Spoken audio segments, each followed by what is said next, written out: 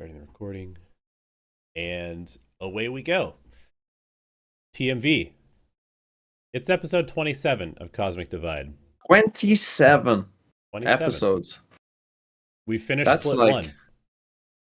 yeah, thank God. Yeah, I know. Thank It's God. we'll get into the topic of burnout here very soon. And it sounds so ridiculous to be like, man, as a viewer, I sure am burned out of Valorant, but holy moly. If you're actually trying to keep up with everything, it's like a full-time job just to watch Valorant. Yeah. Yeah, it's especially the playoffs, right? Like the playoffs, those are the killers, the playoffs days, because like for me, and like I live in like the one time zone where maybe like it's acceptable to watch all of the games. But Yep. yeah, it is long when you've got Pacific for me is starting at 9 a.m. And then like for instance the grand final, right? It's a full best of five. It goes to full five maps. There's an hour break before EMEA starts. So it's like, oh, I'll quickly end my stream. I'll go eat and then I'll come back and straight away I'm streaming again. And then And then there's tech EMEA, there's like pauses. no break because there's a massive tech pause in there. So like there's no break. It goes to full five maps and then you're straight into Americas, with no break. So you Yep. end up doing a fucking 12-hour stream or whatever it is. And yeah, there's a lot of Valorant, particularly when the playoffs are on, because there's a lot to watch. And yeah, we will get into see that, and that's the thing, right? Like and obviously next year again, people keep talking about next year. If next year isn't better, then that's a problem because Leo has Yeah. already said that next year they're going to spread it out more specifically for this, right? So that there'll be we'll do the first kickoff and the first Masters, and then there'll probably be like a 2-3 week break is what I would assume is going to happen, right? Like a full chance to like fully like if you've gone deep into Masters Shanghai, that 2 to 3 week break, like you get an actual break, right? Right. And if you didn't, then you can have the time to really prep hard, So hopefully, we can all have those breaks next year, and it'll be nice. And also, Tier 2 will be going on. We won't have the super long off season with nothing. Tier 2 will be happening, in there, which you don't have to pay like full attention to. I'm sure people won't, but at least there will be something on, to entertain us and still watch Valorant if we want to, which I'm sure we will. But yeah, it's over. I'm excited for Shanghai though. I'm excited for this little week break, and then I'm pumped to watch Shanghai. Yeah. Speaking of the little break periods, if there is like a 2.5, 3 week break between, probably 3 makes more sense, honestly, like to have a fairly extended break, because then not only can the teams who went deep in events actually like go on vacation for like 3 or 4 days, fully reset, play no games, and then they can kind of ramp back up. And also maybe there's enough time to actually like switch some comps for once instead of just like kind of like band-aid fixing what they're trying to do the entire season long. And also change, like if Riot wants to patch something, Right. It's like, oh, well, there's a clear window of like, hey, if we release this patch now and then a 3 week break, like you've got time to figure it out. Yeah. Right. There you go. So yeah, all good.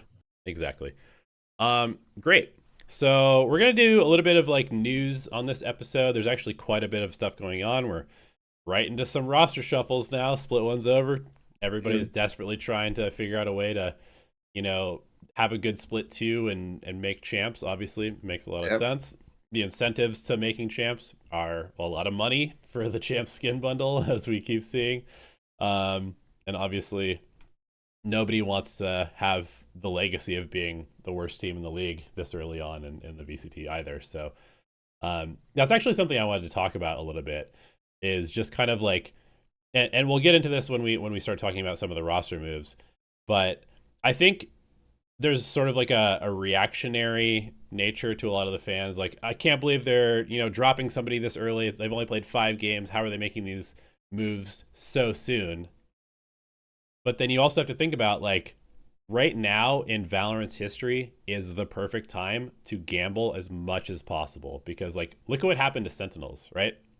Obviously they had these big brands, but all of their brand initially was built on the fact that they won the very first tournament, right? And they've been able to kind of like snowball that into a huge brand. And, looking at, teams in other games like T1, in League of Legends, won some of the very early worlds, and like was able to kind of build this huge fan base based off of being like the first really superstar team. You've got like Astralis in Counter-Strike, where they had like the Astralis era, and even though Astralis is like an awful team in Counter-Strike now, everybody still remembers Astralis as being like, you associate Counter-Strike with this one team, right? Yeah. And so, you know, looking at a team like NRG, for example, and we'll talk about the potential moves they might be making, like they're already spending a lot of money. They might as well continue to spend as much money as possible to just try and like let's become the team that everybody associates with Valorant, you know, because like, you know, as popular Sentinels is, if they were to fall off for the next 3 or 4 years, like, you know, 6 or 7 years from now, nobody's going to remember them other than maybe like a couple players or like a moment here or there. And so it is kind of worth it from just like a purely business perspective to like really go all in the first few years to try and cement your legacy in the game, because it can absolutely pay dividends down the line for sure. Yeah, 100%. Like I think, you know, Fnatic, if they like, for instance, if Fnatic like won, you know, Shanghai and then went on to win champs this year as well, right? We would probably start to like associate, oh yeah, Fnatic, they're the Valorant team, you know, it's Fnatic. Considering all that they would have won had they, you know, if they do that. So yeah, absolutely. But yeah, shall we start talking about a little bit of news? For those of you wondering, by the way, as well, there will be an episode next week where we're gonna like fully focus on Masters Shanghai. This is gonna be more of like, as we said, kind of like a news, you know, kind of talk, and also looking at like, you know, some of the teams that maybe lost in playoffs. You know, we will talk about some of the playoff games towards the end, but yeah, if you wanna, we'll also do a top 10 discussion this week. You know, and next... we will power rank the teams as well. We'll do that fun stuff, but yes, the actual match previews will be next. Yes. So, shall we talk some news then? Yeah, let's talk some news. Speaking of roster moves, first the one that we want to talk about, being that this is an Acend show, is something you might have missed if you've been fully locked into the VCT, is that Acend is making a couple of roster moves heading into Split 2. Obviously, the Acend Valorant team still exists. You know, we came in third last year in Ascension, unfortunately in the EMEA system, and we kept the same roster and had a little bit of a disappointing Split 1. I think it's pretty fair to say. I think we finished like 5th, 6th, and because of that, the road to Ascension this year is very, very difficult. We essentially just have to win every game from here on out. You know, specifically that we have to win the playoffs and like just like win all of the games that matter. So with that in mind, the Acend staff has decided to make a couple of roster moves, and I believe there's going to be some more news coming out about that in the next couple of days. But Bad EG, fan favorite, and also the IGL Brody have been removed from the main roster, and there will be, you know, some new players coming in. So stay tuned for that. And honestly, the tier 2 split starts up in like a week. I think the first games are on the 20th. So I assume you'll probably be doing some Ascend watch parties, and I will as well. Yeah, probably with the new team. Hopefully they do well. I mean, it is like, and this is like, and yeah, we're gonna be talking some probably some mental health in this episode, but also just like having been to Bulgaria. Obviously, we didn't get to meet Batty G because he wasn't there, but you know, meeting Brody and all the players really, like, you know, it does. You know, like it was kind of, you know, the first time I think it's the first time I've met, like, you know, properly met a Valorant pro player. And, you know, and sat down and talked to them for a while, you know, in person, face to face, and like, you know, you get a vibe of what they're like. And I do think it does change your perspective a little bit, you know, that obviously, like, to most people watching, you know, they're just names, you know, it's just names on a screen, right? And it's just, you're just watching them play, and maybe there's a little picture there and you see their little reactions or whatever, but you know, you don't know them. But just spending some time with them, you know, I thought Brody was a really nice guy. And so it's a bit, it's kind of weird because like, you know, you end up like I come away from Bulgaria feeling like, oh, Brody's a really nice guy. I'm rooting for Brody. Right. And it's like, well, now he's off the team. Right. So, and you get that more human element, I think, when you do something like that. And yeah, it's a tough biz, as they say. Yeah, I mean it really is, and I had the same kind of impression. Like I spoke with all the players that were there, and became like essentially friends. Like more than just kind of like, oh, it's a screen name, right? It's like we actually played games, hung out, talked about the game, talked about stuff outside of Valorant. Surprise, surprise! Like how's your life? What are you doing? That type of stuff, and it definitely does kind of remind you like we're in like a very brutal business, but it's everybody who's in it is just like a normal human being, and so it is kind of a weird thing where it's like obviously I would have loved to see last year's team win, and I would have loved to see the guys stick through and then win this year and have gone through all that together. But sometimes you just kind of have to like shake up the roster, like it's not necessarily that these players were particularly underperforming either. It's just like the ideas kind of stagnate. You need some new blood, and that's just kind of how it goes. Mm-hmm. Anything else? Shall we move on? Have we said our piece on Ascend? Said our piece on Ascend. I think going to be kind of a similar theme for the first few topics, actually. Yeah, let's start with a real fucking downer. Let's start with a real downer. Because in other news, tier 1 news, going across the, I was going to say going across the pond, but I guess for you it's going across a pond. For me, I guess technically it would be the equivalent of just driving the whole length of the world, basically. Many land bridges, or you could go across multiple ponds and go the opposite way. Yes. But let's go to Asia, because yay. What's the wording like? Is stepping down? Is that the right kind of? Taking a break, stepping down. The way that they worded it was sort of like it was his choice, although you never know. Maybe it was the team saying, we would like you to take a break. I'm sure there's stuff in. I'm going to be a little bit pessimistic to start this off, and then we can talk a little bit more about the maybe the positive sides of things. But a lot of times teams will have contracts that are, if you're an active player, this is your salary. If you're a bench player, this is your salary. And so it's possible that maybe it's sort of like we need you to be on the bench because our results are not good enough to justify how much we're paying you. Who knows? But yeah, the wording is obviously as gentle as possible. They're not trying to like damage his reputation / also not come off as like, hey, we're firing this guy either. So it's like Ye is indefinitely inactive on the roster is kind of what it sounds like for health issues. We know that he was dealing with some like vision problems, and obviously who can blame him for having maybe some overwhelming mental stress, considering he's moved to a new country, a new culture, supposed to be a superstar of a team, dealing with lots of roster problems, an unbelievable amount of community hate, all that sort of stuff.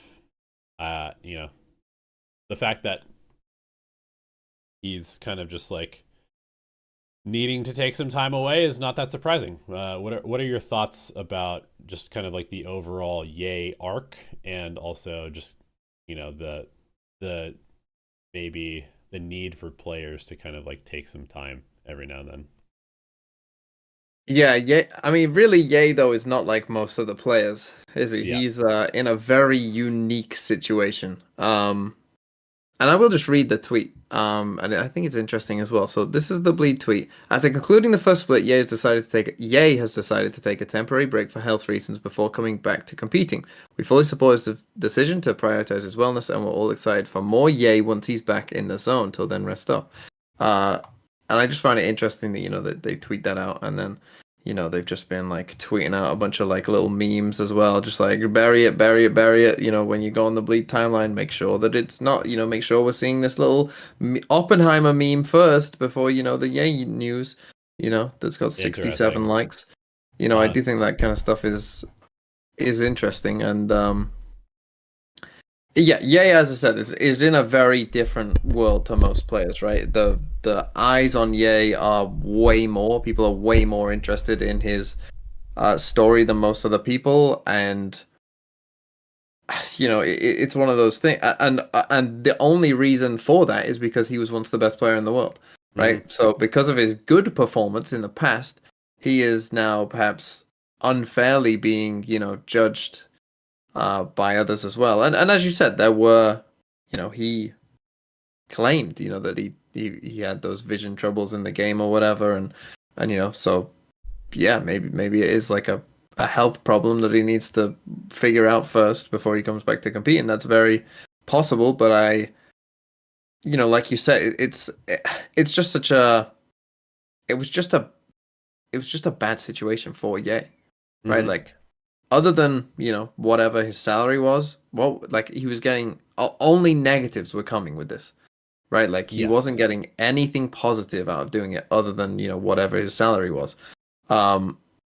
And to be honest, given all of the community talk and all the pressure and stress, like whatever that salary was, we know it's rumored that Bleed have a lot of money, whatever it was, there probably wasn't a price that you could pay someone and say like, oh, go through all of this hate and go Go be through all of abused this. for 6 straight months, Yeah, and like nothing you can do will ever be good enough, basically. it's never worth it. And I also think like, there was that thing about how Ye didn't trial, right? How they just Right. picked up Ye and he didn't trial.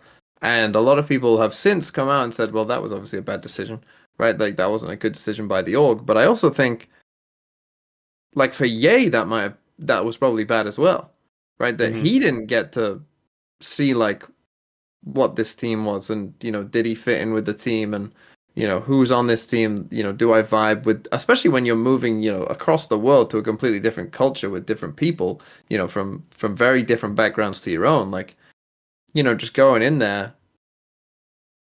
I imagine that was probably not easy for Ye Yeah. whatsoever.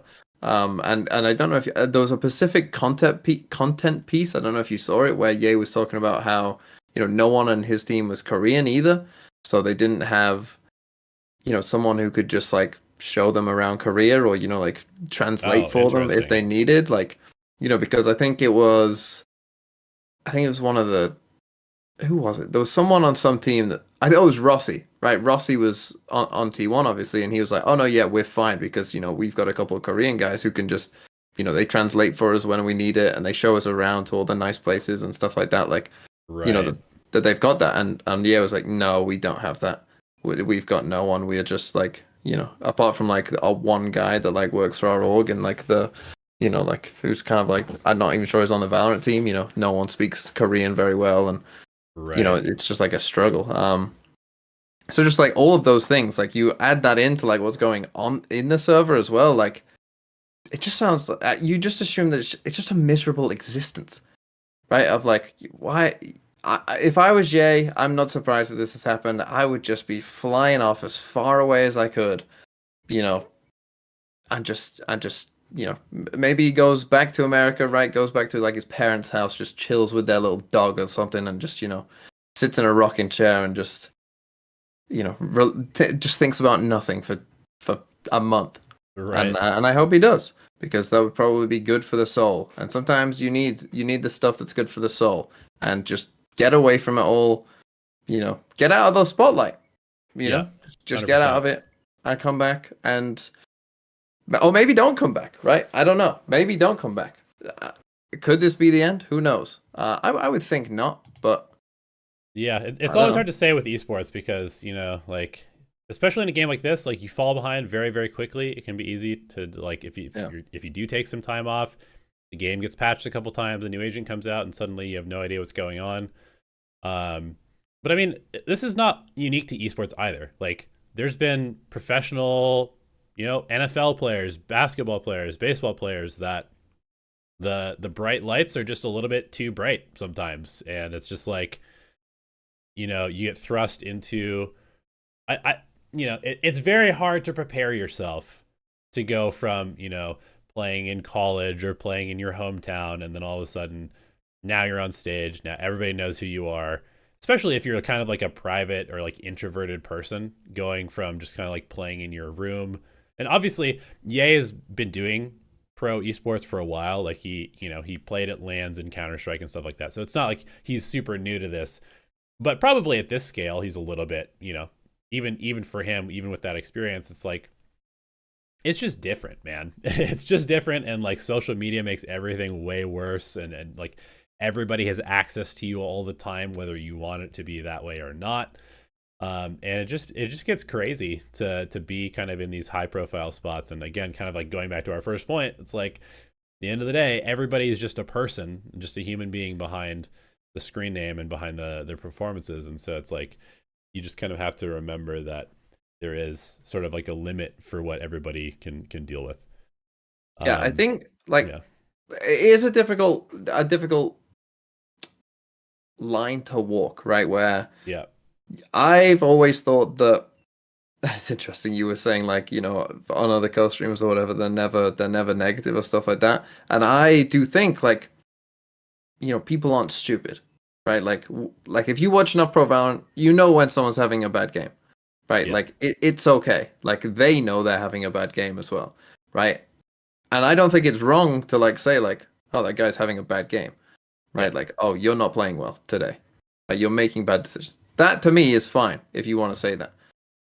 To me, like that's cool. You know, I make bad videos sometimes, and sometimes people comment like, "Oh, what the hell?" Like sometimes I get a comment on a video that like insinuates that this isn't my best work, and sometimes I read them and I'm like, "Yeah, they're right. They are right. You know, that wasn't." And maybe sometimes they don't understand the full backstory. You know, maybe I didn't have time. You know, like I was rushing, whatever. Like you know, I had stuff to do.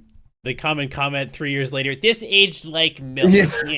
Yeah. Those ones I really don't mind. But I do think with Ye in particular, like it went past that, right? Like people were rooting for Ye to do bad. Mm-hmm. Like there was a very clear like dude, the whole like the gangsta saga, obviously all of the threads. And then obviously, and that's as well, like, you know, then it's not just even the community, you know, the little fish in the barrel, like other people, your colleagues are also coming out and hounding you as well, right? And he did get some support, right? Some of his ex-teammates did come out and support Ye as well. And personally, I think that like that video, like, and the whole thing after it made Gangsta look worse than Ye. It was insane. It was an insane thing to do, to be honest. Yeah. I think that he came out worse than Ye did in that exchange overall, but it like again, as a content creator, like my advice for people of like if you wanted to go into content creation or any like public facing role, you know, when people give you negative feedback and stuff like that, my advice to them would be do not read it. Don't read it. Like you think that you've got thick skin, and you might be able to deal with some of it. Someone will say something that will get to you. Like they will say something that will get to you. I tried not to read my YouTube comments like as much as I can nowadays because even though most of them are positive and most of them are just, you know, like neutral, like talking about a team, like if I make a video about a team, like it's just like remember the negative ones. Yeah, no praise sticks with you.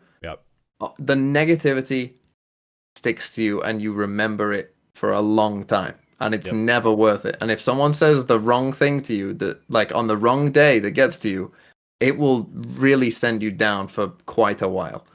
And it's never worth it. And particularly, you know, for again someone like Ye, where it's a lot of people, there's a lot of eyes on Ye. And as I kind of said, it felt like people were rooting for Ye to do bad. And obviously it wasn't great. And you know, it wasn't just his fault. Like the team was bad. And it's a team game. It was a really tough situation, probably for everyone, right? Probably for everyone involved. Yeah. Should we talk about MiniBoo as well? Just because it's kind of in the same related thing, and then we can talk about some of the other potential rumored moves. So obviously, totally different sort of side of the coin, I guess, in this case. But MiniBoo, the star duelist for Heretics, is not going to be playing at Shanghai, citing mental health and just kind of burnout, basically. They haven't announced a replacement yet. I'm sure they're probably scrambling. I'm sure it was kind of like one of those things where it's kind of they're hoping that maybe he would feel up for it, but probably it was just a lot. Well, I did find that kind of a bit weird that they didn't, because Patek is still signed as a sub to the team. So I know obviously they play very different roles.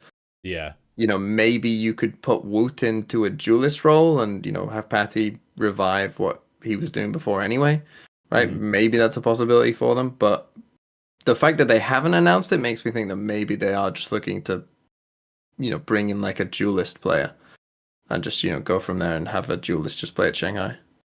Yeah, because I mean so I guess there's a few different things that I want to touch on real quick for this. The first is obviously I think I applaud them as like a person and like a person with a coaching background, a person with a competitive background. I applaud them for taking care of their players. It's Hmm. good. It's a good idea, especially with such a promising player. You don't want to like have them kind of like reach their limit and then maybe like do themselves irreparable career damage by like Yeah. maybe they lose confidence in themselves or whatever. It's not quite the same as like overdoing it in a sport, but it can have lasting effects. And like there are times where this type of thing happens in sports, and some teams kind of baby their players and some teams don't, and then there's different paths that the players' careers take. So it's good that they're sort of like taking care of this for MiniBoo, and he's has the self awareness to do this. As a fan, I'm just like, can we just please get a Masters without like one team Yeah. with an asterisk on it? Because I can't remember a single Masters where there hasn't been one team that's like missing a player. Like even going back to like way back, there's always Dirk is sick. This person has an injury. This person's standing in. It's like always this way for Masters. So it's unfortunate as a fan of the game, but I can't fault Heretics or MiniBoo for especially since they're probably in a pretty good spot to make champs. It's going to be tough, but I would say if you had to miss an event, this event is not the worst one to miss. Yeah, I mean, like for me, for Heretics again, like it makes sense that like this is not their last dance, right? Yeah, They, as an org, probably know like, oh, we we've done well. Our recruiting has gone like perfect. Like it literally really, could really not well. have it could not have gone better, right? Like Yeah, we know, other than Boo, everyone in this team is really young. We'll run it back next year and we'll be fine. Like yeah, we will be good. We know we'll be good for the next couple of years probably. yeah, Um and so yeah, there's no like not winning Shanghai is not gonna be the biggest deal because they know they're gonna have more chances, right? It's not like they're a really experienced team that's coming into the end and two players are gonna retire soon and that's not where they are, right? The whole future is ahead of Heretics. They're gonna be looking at dominating EMEA for quite some time. yeah, So that probably helps in the decision. But yeah, it's good awareness. I think it's good that as that we were kind of talking like culture wise, like the whole yay thing, or culture wise for this. I think this is where we have as a society moved on, where people read this and everyone goes, oh, good. No one yeah. thinks like oh, what are you doing? Oh, you're just playing a game. Like, I didn't see really any of those comments. It was like, good, good for Right. you, MiniBoo. Good for you, Team Heretics. Like, Yeah, finish up your good, school. Like, yeah, do way the to right go. thing. Exactly. Yeah, so that's good at least that we've moved there as a society, I suppose. And yeah, obviously it sucks as fans because Heretics were a team that could have done some damage, and had they gone on a heater, then who knows, right? Like they were a team that possibly could have won it, if they started going on a run, like it's possible. So that is a bit sad, but Yeah, I yeah, mean, it's the right choice. just to play a little devil's advocate. Go on. Go on, flame them. Say Well, many, tell him he's just playing a game and he needs to grow up and he should go. it's not that. But when you do sign up for an elite level of competition, Mm, you are going to have to endure stress. There's no way around it. Like you are going to have to grind. You are going to have to kind of push yourself to your limits to stay on top in a top 0.001% type of competition. It's always how it is. There are no people who are not stressed at the top level of games or sports or any sort of competition. So, there is some side of me that's like, you have to be a little careful. Obviously, mental health is very, very important. Um, and knowing your limits and that stuff is very important. But you also do have to know how to push yourself. That being said, I don't think that this is the case. I'm not saying I mean, he said he'd have to come back for playoffs anyway because of his exams. Like, he wouldn't have been able to play in the playoffs anyway. So yeah. from that So point of view, it's like, well, you might yeah, as well it play the makes whole tournament 100% with someone sense. else. And I'm just saying, like, and we're not at the point where it's like everybody's like, oh, anytime something goes wrong, okay, mental health, like take a break. That's not where we are with this game. And I think especially because every single person in the VCT, all of the people who are streaming the games, all the people who are watching the games agrees the schedule is fucked. The schedule has been so fucked. So it's like, I'm not trying to imply that MiniBoo is like, soft, because everybody agrees. Classic Elevated, the old man. the Old man schedule, yells at crowd. Back the in my schedule has day. been brutal. So I'm fully on board. But I am saying, at some point there is, you do have to push yourself to some extent. You can't just like, at the first sign of adversity or tiredness in a competitive environment, you do have to push through that. But this is not one of those instances where I think that's a valid rebuttal. Classic old man Elevated. Whatever, man. Back in my day, I walked uphill both sides all the way to school in the snow. No shoes. Yeah, no shoes. No shoes. Yeah, exactly. Yeah. Okay, I think that those are all of the roster stuff to do with burnout. Burnout, mental health stuff. The other stuff is more just run of the mill, see you later. Yeah, chaos. And the first one is a big one. That's NRG, obviously the much maligned NRG, who have played, considering where the expectation was to where they actually played, probably the worst of anyone since partnership began. Yeah, I think they performed below expectations at a higher level than anybody else. Yeah. Other than maybe Bleed, but yeah. And so with that, we are getting apparently a roster change. Because there is rumors about it. Got reported by, what's he called? Antominium or something. Well, I always forget the guy's name, but he's a good reporter and he reports on Valorant, and when he says something, it always happens. Almost always right, yeah. Yeah, so basically the Marv is gonna be benched by NRG. We might as well include in there as well that there's rumors. The rumor mill is swirling about people like Sadak and Les, and maybe they could come to NRG. Yep. What do you think? So Marv is getting benched. What's your ideal for NRG here? What do you think is like the best thing that they could do to try and save their season? So to me, what this speaks to is that they realize they have like officially accepted that they have role issues on this team, and I don't mean that as sort of like the oh, we've got role issues, Cloud9 role issues. Yeah, but like legitimately they have role issues, because obviously Marv comes in as the smoker, but he's also like a very heavy lurk player.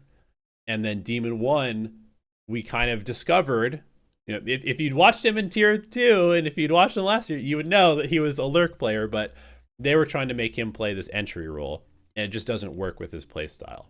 And so he's a very heavy lurk player as well. And so every single round, you had kind of like this 3-pack of Victor, Crashies, and Ethan trying to kind of like take map control, and then you had 2 people lurking, like hard lurking. And Marv is very good at lurking, and Demon 1 is also very good at lurking. But it makes it very hard to play the game if you don't really have anybody facilitating stuff and allowing these lurks to activate. And so it sounds like to me they have just kind of accepted, okay, and they tried Marv, they had him play the smokes, they had him play Omen, they had him play Viper, but then they also had him play Cypher on a couple of maps, and like he kind of fits those roles, and he lurks relatively well, but they didn't really have a coherent idea of like how to put the whole team together. And so it sounds like they're probably going to be moving, I mean, maybe it's Demon 1 over to that lurk role and having him play Sentinel. We'll see. Maybe it's putting him on smokes on some maps. Maybe they are going to like go back and have him just play entry, and Victor will be that lurker. Who knows? We'll see what happens. But yeah, I mean, it kind of would lend me to be like, well, I mean, less kind of makes sense if you want to move Demon 1 to full-time smokes, but maybe it doesn't really make sense. Maybe it's just more of the same problem at that point. Maybe then Demon 1 should be the one that gets dropped and Marv stays on the roster, but can you really drop Demon 1? Like, it's kind of a weird spot to be in. The Sodic rumor is very strange, and we've seen Sodic, he was on stream and somebody translated it, and he was basically saying like how awful it's been on Loud this year. Like, not necessarily super flaming the org or flaming the players or anything, but he said it's been a kind of a nightmare. And like, it's so funny, isn't it? Like, it's so funny about like Sadek's calling his season a nightmare when he finishes like top 4 in an international event and like, you know, makes the playoffs and almost gets to the other, and it's like you think about like, and he said, "Oh, what a disaster! What an awful time we are having here on Loud." And like the other team's like, "What?" Furia's like, "Hi."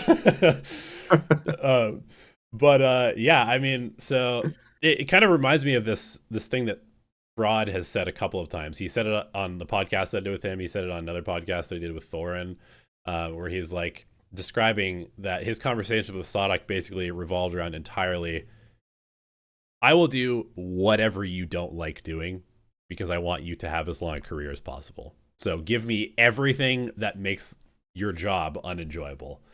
Yeah, it kind of sounds like maybe he's missing a little bit of that. Maybe that was very helpful to him last year, and I think we've kind of seen a little bit of like, you know, the Loud pistols haven't been as good. The comps have had some issues. Like, it's clearly some sort of disconnect in the process, and obviously the Osbos move going to Lev has hurt them significantly, but also it's more than just that, right? It's kind of been a dysfunctional team to some extent.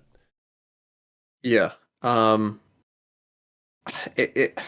mean, it's tough. There's so much kind of going on, and yeah, like I don't know where NRG will go, right? Like, because NRG, like you would think that Sadek would kind of be the perfect person for them to get, right? Like, that would be the ideal, right? You bring in like the most experienced, arguably the best IGL to your team that's, you know, kind of been wandering around, not knowing what to do. Like, that would give them a clear direction, that would, you know, help them quite a lot. But like really mid-season IGL change, like there's no way that Loud are letting Sadek go, surely, right? Like, that just doesn't make any sense. But then, like you said, are you going to get Les, who's been rumored to, you know, leave Loud? Like, what is that actually? Like, okay, Les is good. Like, obviously Les is really good. Like that, so that's good, right? You might win some or more of these rounds walking around the map because maybe Les can just aim diff people, you know, even more. But is that going to solve your issue, like your main issue? Adding in a guy, you know, who English isn't the first language and plays like a similar sort of style. Like, I don't know. I don't know for NRG and for Marv as well. If we talk about Marv's kind of perspective on this as well, it's going to be tough for him, right? Like, it's so weird because obviously Marv was one of the best players in the world in 2022. He takes a bit of time off for 2020. Oh, go on. Pause. I'm gonna let you finish that in a sec.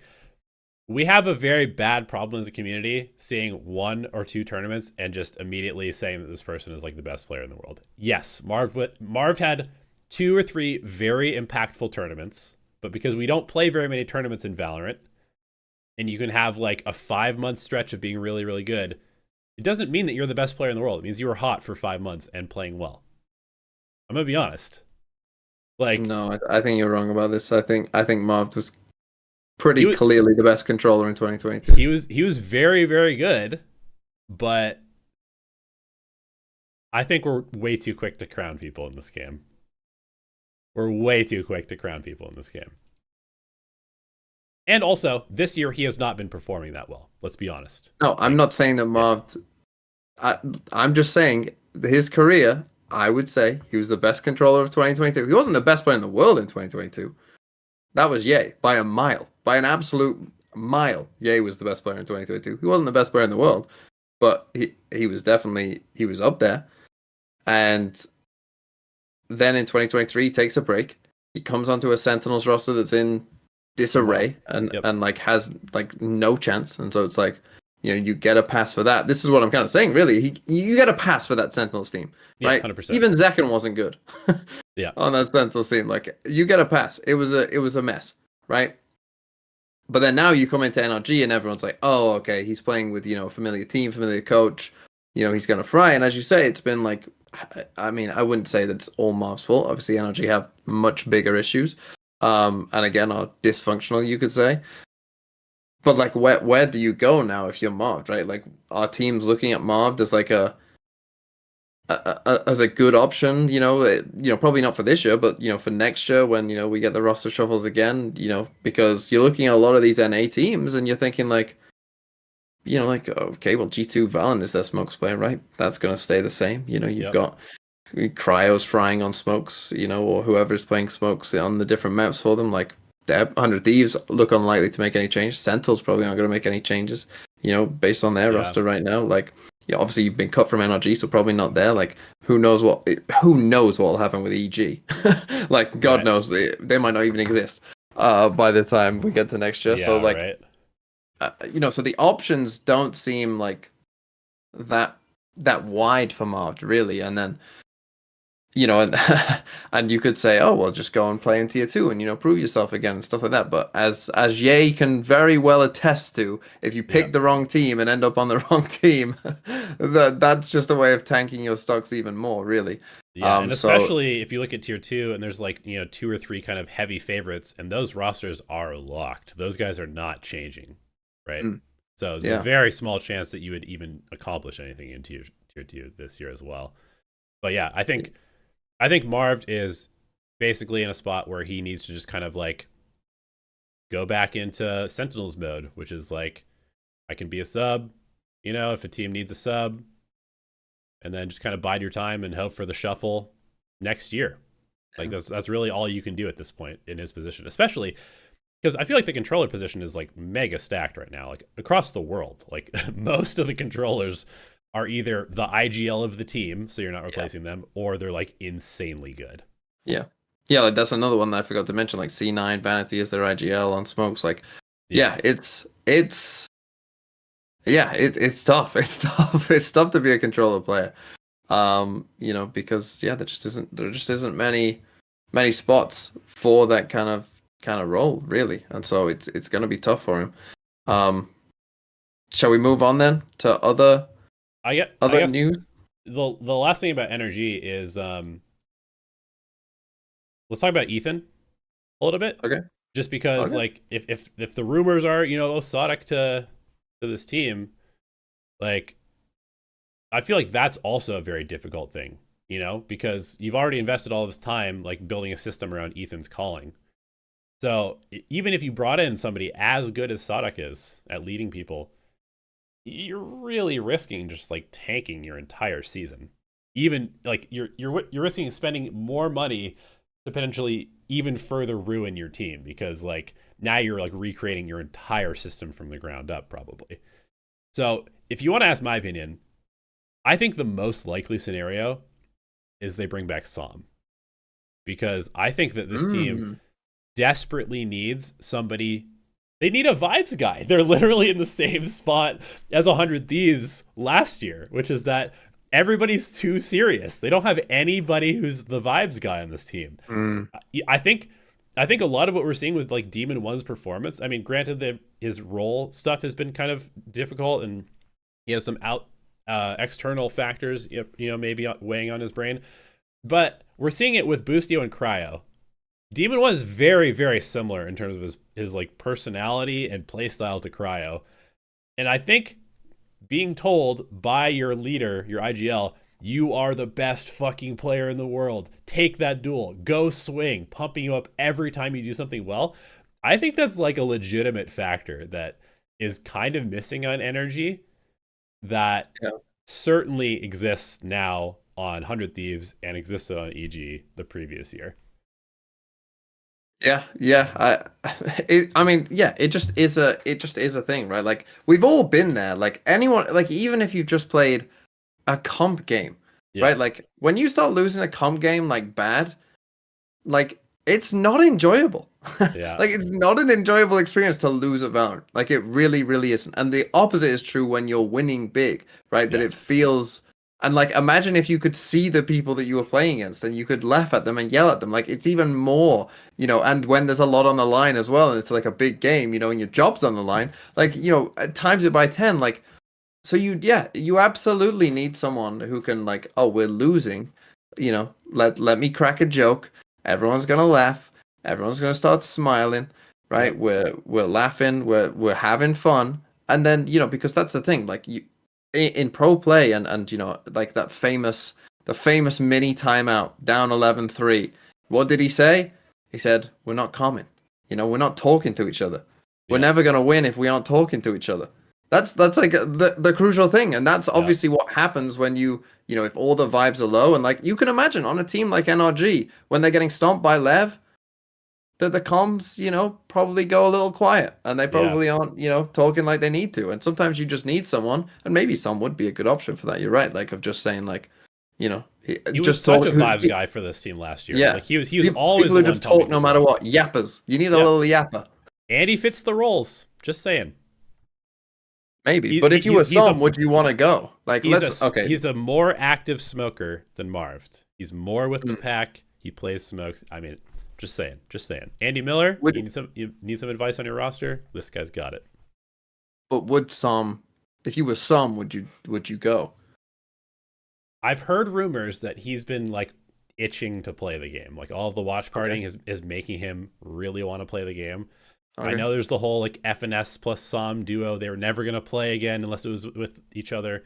At this point, I mean, FNS is like becoming almost as big as Tarek in terms of his streaming numbers. Yeah. All the signs are pointing, all right, FNS, probably you should just stick to streaming for the rest of your career. And maybe Som is not ready to retire yet. He hasn't played nearly as much as FNS. And maybe they've had these conversations. FNS is like, bro, I know we promised we were going to play together, but I mean, I'm making millions of dollars this year, and I'm probably not going to come back for a while. But you should absolutely play if you want to. And there was that thing where Som was like, "I'm signed." Remember, FNS posted like a signing emoji, and then got signed by G2, and Som also posted one, but has not posted anything. So maybe, who knows? Who knows? That would be pretty banger if they brought back Som and all of a sudden had a huge turnaround. If I'm Som and I'm hungry to play, even if I'm averaging like 20K viewers all the time, no matter what I do, fuck yeah, I'm coming back, dude. I'm coming back. I'm playing with this like super team that I clearly slot into well, is with an org that has already paid me. I know it's a good org. I can very easily slip back into that. And let's be honest, when I played last time as a pro and went back to streaming, my numbers only increased. So let's just fucking go with it, Yeah, that is definitely a thing, that outside of like the true like big streamers, right? Like eventually, you just become another like an ex-pro, and more, more recent ex-pros come about, and they're like the hot topic of the day.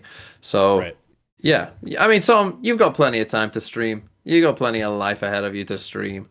The stream will always be there. Go and fix NRG.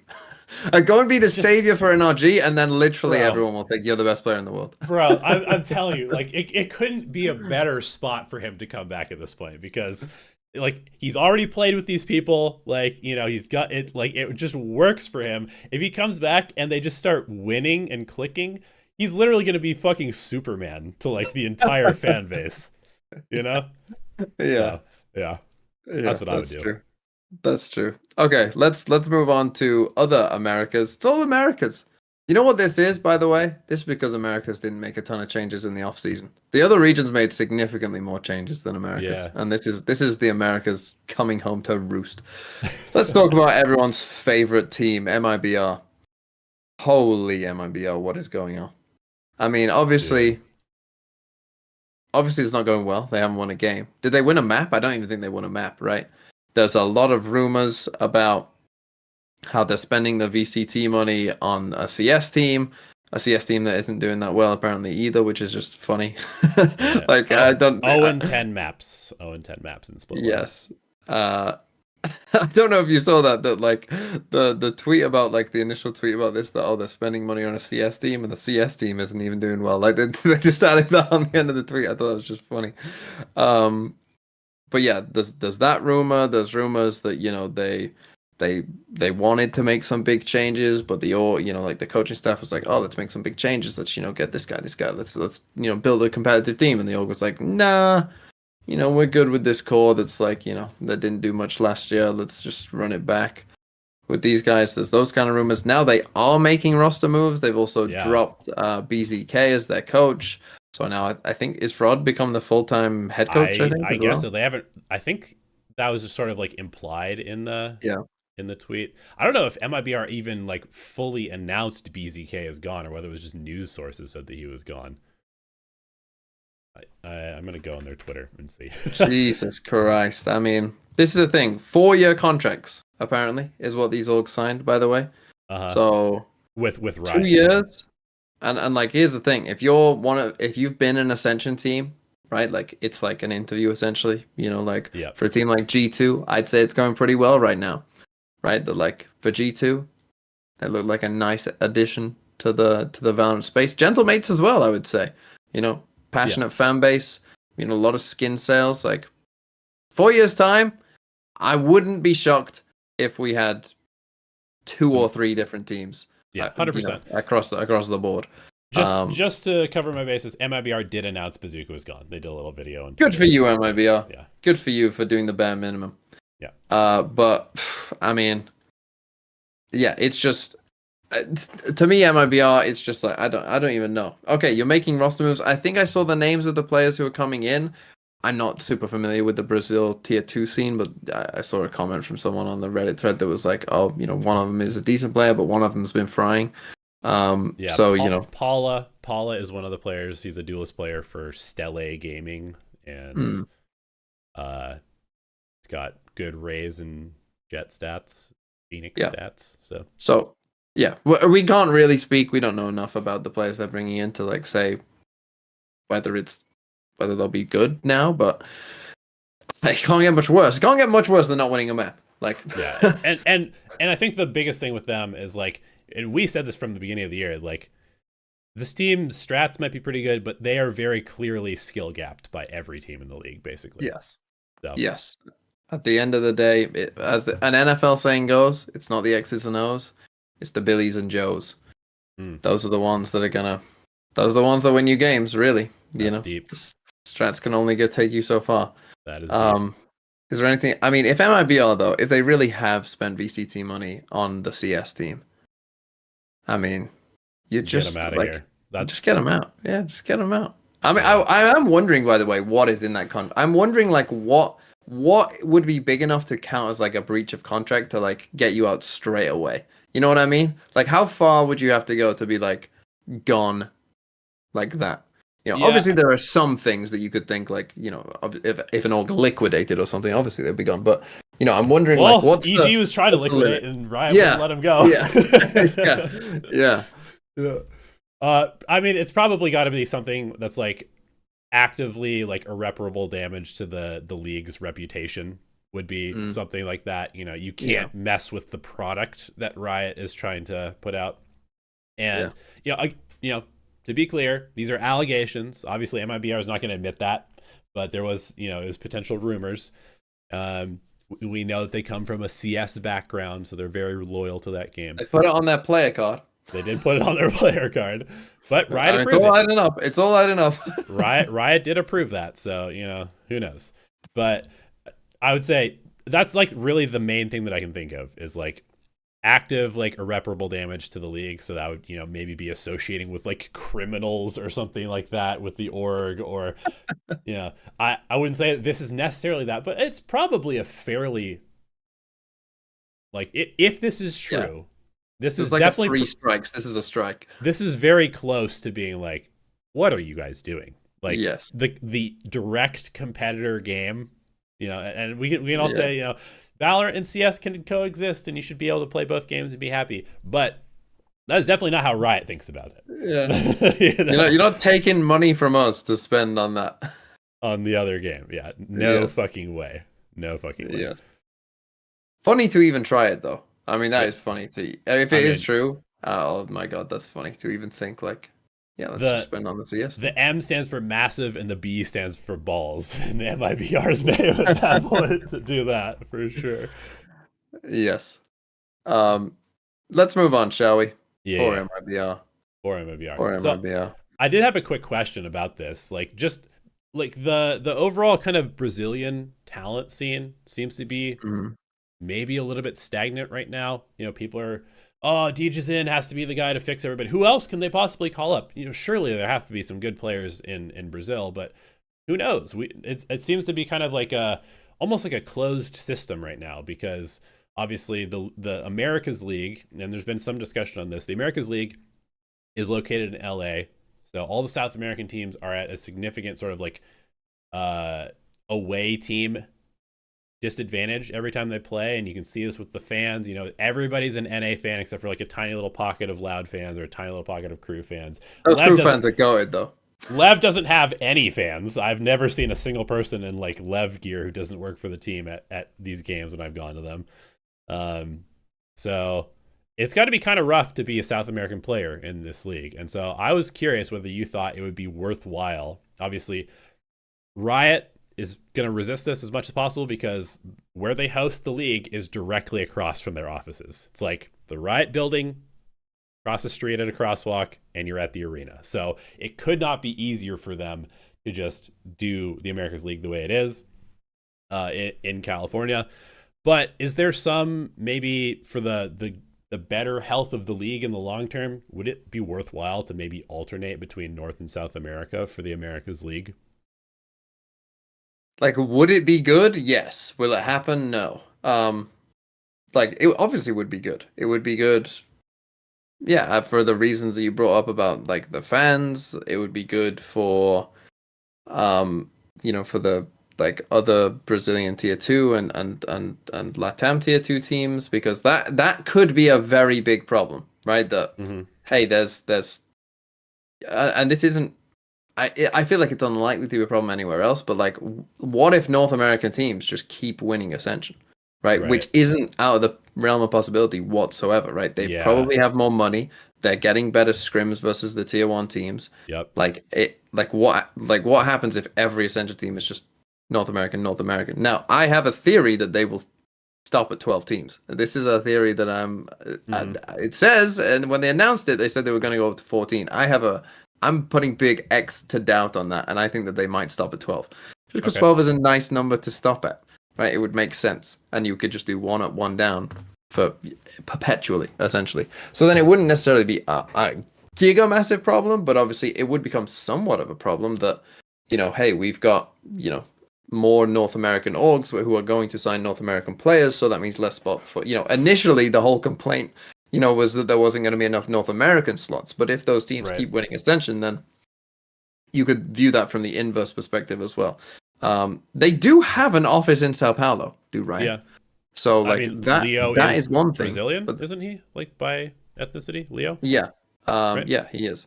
But I think the problem is obviously they would have to do a completely different visa process. They'd have to find different places, that like players could live in.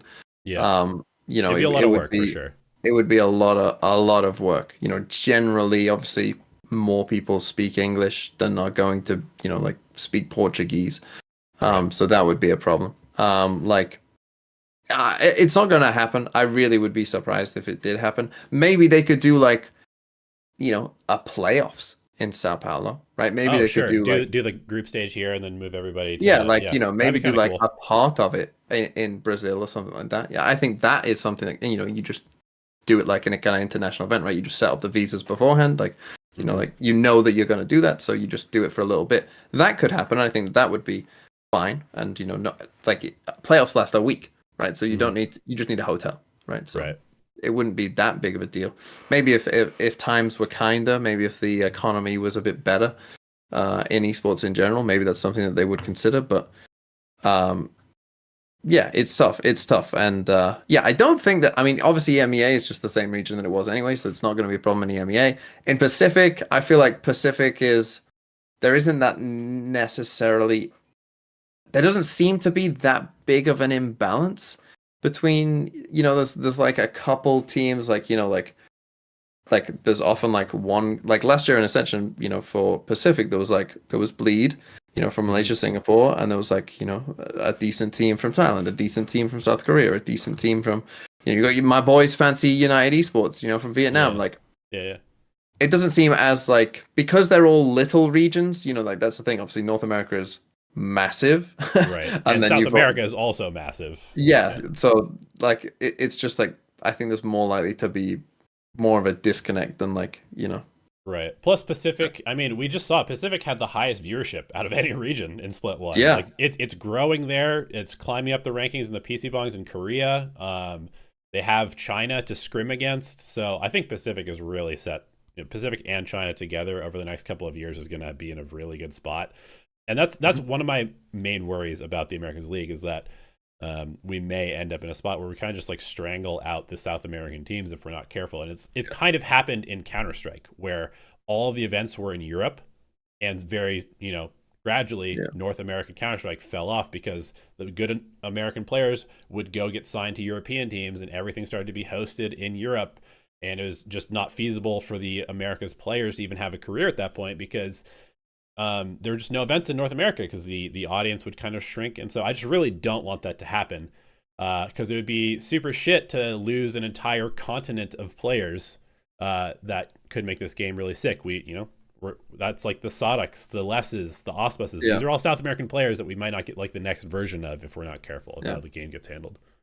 And that I think is the problem as well, though, right? That like the there probably is a slight imbalance in terms of the amount of revenue that some of the North American orgs versus some of the South American orgs can generate. Yeah. And so, like we've seen, Sassy and Pancada signed to Sentinels. We're talking about, oh well, NRG signed Sadek and less. Like, Right. The good South American players, like, could just get poached because they're gonna make more money playing for an NA team, and then it's just like, then, like, what do you do? Like, if you just become a kind of feeder league essentially. This is where you and I transition the podcast into a political global economy trade union type. I mean, yeah, but I've seen I mean, like it literally happen... is that. Like it's the brain drain of like pulling people from like all for a while is like, all right, can the United States like take all of the I don't know like Indian or African or Asian talent and bring it to Silicon Valley, and then you see. Okay, we're not going to get into this, but like the trade war. But it happens in sports. Like it happens. It's happening in 100%, football. 100%. Like in association football, South America is the region that, like, there's a ton of great Brazilian, Argentinian players, right? And they end up like the good ones end up going to Europe, and they sign to like a decent team in Europe. Shakhtar Donetsk was a team that was famous for it. They would always sign just a ton of Brazilian players, like young Brazilian players, and then the ones that were good at Shakhtar Donetsk, they then go to your very big teams, your Barcelonas, your Real Madrids, those kind of teams. Like that's just what happens, and so it will happen if it's not like taken into consideration. Like it will happen. Anyway, let's move on. We talked about Valorant again. Yeah. Let's talk about Valorant. All right. Shall we do this top 10 players stuff? Yeah, let's talk about it. We both made lists. We both don't agree with each other's lists. No. I'm actually going to write my list down just so I can remember what I actually ended on. Let me get up your list as well. Let me get up your horrible list. It's on Twitter at Elevated Speaks. At Elevated Speaks. Let's take a look at this. Go on, you read your list out first and explain your process, and I'll get mine down. Okay, so the process that I go through is I track the stats of every player on every map in every game that they play for the entire year. I have a giant spreadsheet of all of this stuff. And then when I want to make a tier list or a top players list for an international tournament, I divide the players and all of their data into different role silos, which I categorize as support, controller, anchor, duelist, and flex. And then I assign everybody a role based off of their role in the team. And there's a little bit of crossover and stuff like that. But generally speaking, then I compare people exclusively in their role silo. So every duelist gets compared to every other duelist and not the other players, et cetera, et cetera. And then I just kind of look at all of their stats cumulatively across the entire year, and then rank them in various ways. So for example, a duelist, some of the most important stats are first kill success rate, ACS, overall damage per round. I care a little bit less about stuff like assists and kill death ratio, because oftentimes as a duelist, you're kind of just like being sent to your death, that type of stuff. And, for a support, I'm going to value assists more highly, KD, dying less, that type of stuff. So anyway, then I compare these role silos and I rank them as like the 1 to 3 based on how often they appear in like the top 3 stats wise across the people that they are competing against. And once I have a top 3, then I kind of like rank how difficult each role is to play and factor in some other stuff like, the eye test and intangibles that I've noticed from watching the games. And then I come up with a top 10 based off of that. So for me, in my opinion, the current most difficult role to play are anchor, support, and duelist. And so anchor being the person that's kind of on site being exec'd on a lot. It tends to be Sentinels players, could be Viper, could be some smokes, that type of stuff.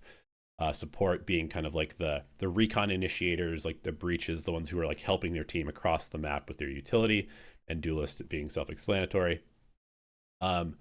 So since I picked support being the most difficult, I put Leo at number 1 because he was far and away the best support player in the entire world, starting from kickoff all the way till now. Statistically, it's not even close. He's like number 1 in basically every statistical category except for like 1, I think. Quite good, that Leo guy, huh? Yeah, he's really, really, really good. And then also on top of that, the recency bias of seeing him be insanely sick and still carrying his team for the best of 5. Yeah, literal Michael Jordan status for this guy.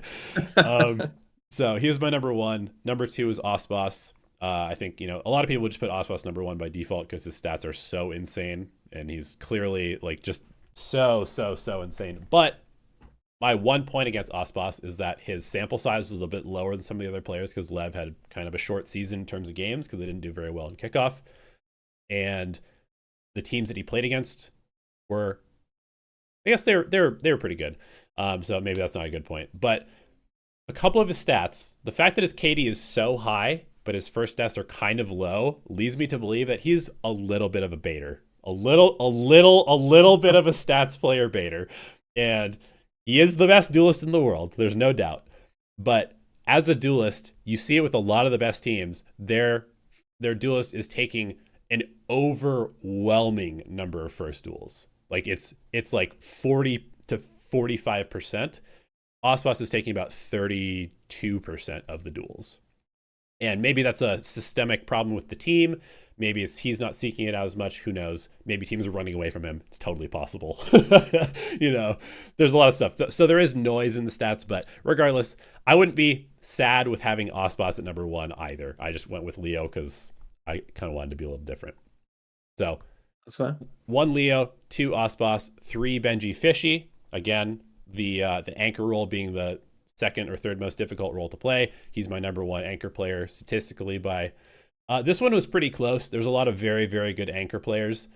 But he was kind of like slightly more consistently there.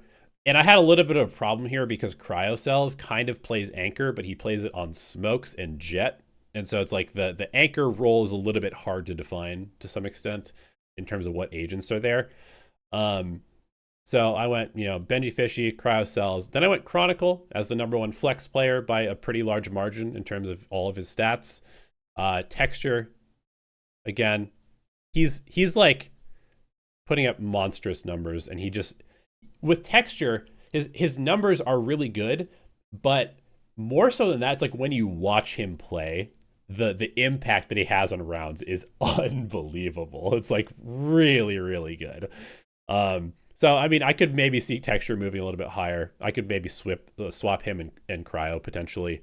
And then one thing that I do that a lot of people, I think, don't do in these lists because it's really hard to kind of rate the intangibles of an IGL is I do factor in IGLing because I think it's worthwhile. If somebody's putting up really good stats while also IGLing the team, I tend to give those stats a little bit of a boost. And then also I kind of look at sort of like, is this team losing games when they're ahead a lot? Is this team consistently winning? Are they getting better over the course of the season? That type of stuff. And that's something that I can't really statistically like verify, but I just kind of like make a judgment call. So my next three are the IGLs. So it goes Leo, Ospas, Benji, Fishy, Cryo, Chronicle, Texture, Valen, who has been far and away the best statistical smokes player while also IGLing his team. Then Forsaken, who statistically has definitely fallen off a bit, but has also transitioned into playing more of a supportive role than like sort of like flex duelist role. Then King, again, basically the same thing as Valen, crazy good stats while IGLing. And then Alfier was my number 10, kind of just because the thing about Alfier is that his stats are way down this year from last year, but it's down from like clearly the best player in the world across like every statistical category to, you know, he's like maybe fifth best in a lot of spots. It's like, oh, okay, well if he's not playing at his peak and he's still like the fifth best player all the time, he's really, really good. And he seems to be, the whole team of Fnatic, I think, is kind of trending in the right direction right now. Okay. So definitely missing some big names. I will admit that. And I think a lot of them will probably show up. I think the way that you do it does make sense. I just took a look. We agree on, we don't agree on 1, 2, 3. We agree on 6 of the players. Okay. In our top 10. Let me talk about, so, you know, you do it in your way. I am one of those people that doesn't take IGLing into consideration. And the way that I tend to do this kind of stuff, I'm looking at my list now, like, I think I might change some of the bottom ones if I could, but I'll stick with it, but towards the bottom. But the way I basically do this is, imagine all the Masters Shanghai players were having a fantasy draft. Who would you take? Who are the top 10 picks? Okay, that's kind of a cool way to look at it. Yeah, that's kind of the way I look at it. And not taking IGLing into consideration, because again, obviously, like you would probably pick an IGL, you know, first, honestly. You know, certainly, definitely up there. So just not taking that in consideration. Who would you pick first? And I've gone Aspas 1 and Leo 2, so we agree. You know, you've obviously went Leo 1, but like you said, you know, Aspas being 1 is really no problem. So I went Aspas 1, Leo 2. I then put Texture third, because as you said, like, I think if you did the fantasy draft and you just watched Texture some of these rounds, like he solos a lot of rounds. And so I put him really third. Good. Yeah. I put Cryo 4 because, and you put Cryo 4 as well. So we're in agreement there. One person I was shocked to not see on your list, and this is the first person I have on my list that you don't, is my boy David. The boy David, the fisherman, Devi, who, in my opinion, when I'm watching Paper Rex, and like, I think his stats are pretty good, Devi, if I remember right. Like, yes, I think his stats are pretty good. And like, to me, like the eye test of just watching him play right now, like, I think he's playing as Paper Rex's best player, personally. I think right now he's, like, I've always not put him on this list. Even when, like, in certain situations he might have deserved to be on the list somewhere towards the bottom, but I think that, like, he's playing really well right now. Did you consider Devi? Was Devi close to making the list? Yeah. The reason why he's not on the list? Yeah, so I mean, I think one of the big things and one of the problems that I'll actively acknowledge with my list is that there is like some noise in the stats, and especially with a team like PaperX, where it's almost hard to quantify the players statistically, because they all have a slightly like depressed level of stats, because they all kind of do the same job together, if that makes sense, where it's like they're playing so many different agents. So like something, if he only played Jet on every map, Jet and Reyna, for example, his duelist stats might be really, really good. Yeah. But because he's playing Gecko on half the maps, and like literally half of his games are Gecko, he just doesn't have quite the same ability. Go way up on the ACS, it comes way down. Exactly. And so because of that, it's really hard to kind of like actually put the PaperX players statistically in the top 10. And so like after I did my top 10, I was like, okay, and spots 11 through 15 is all of the PaperX players, basically.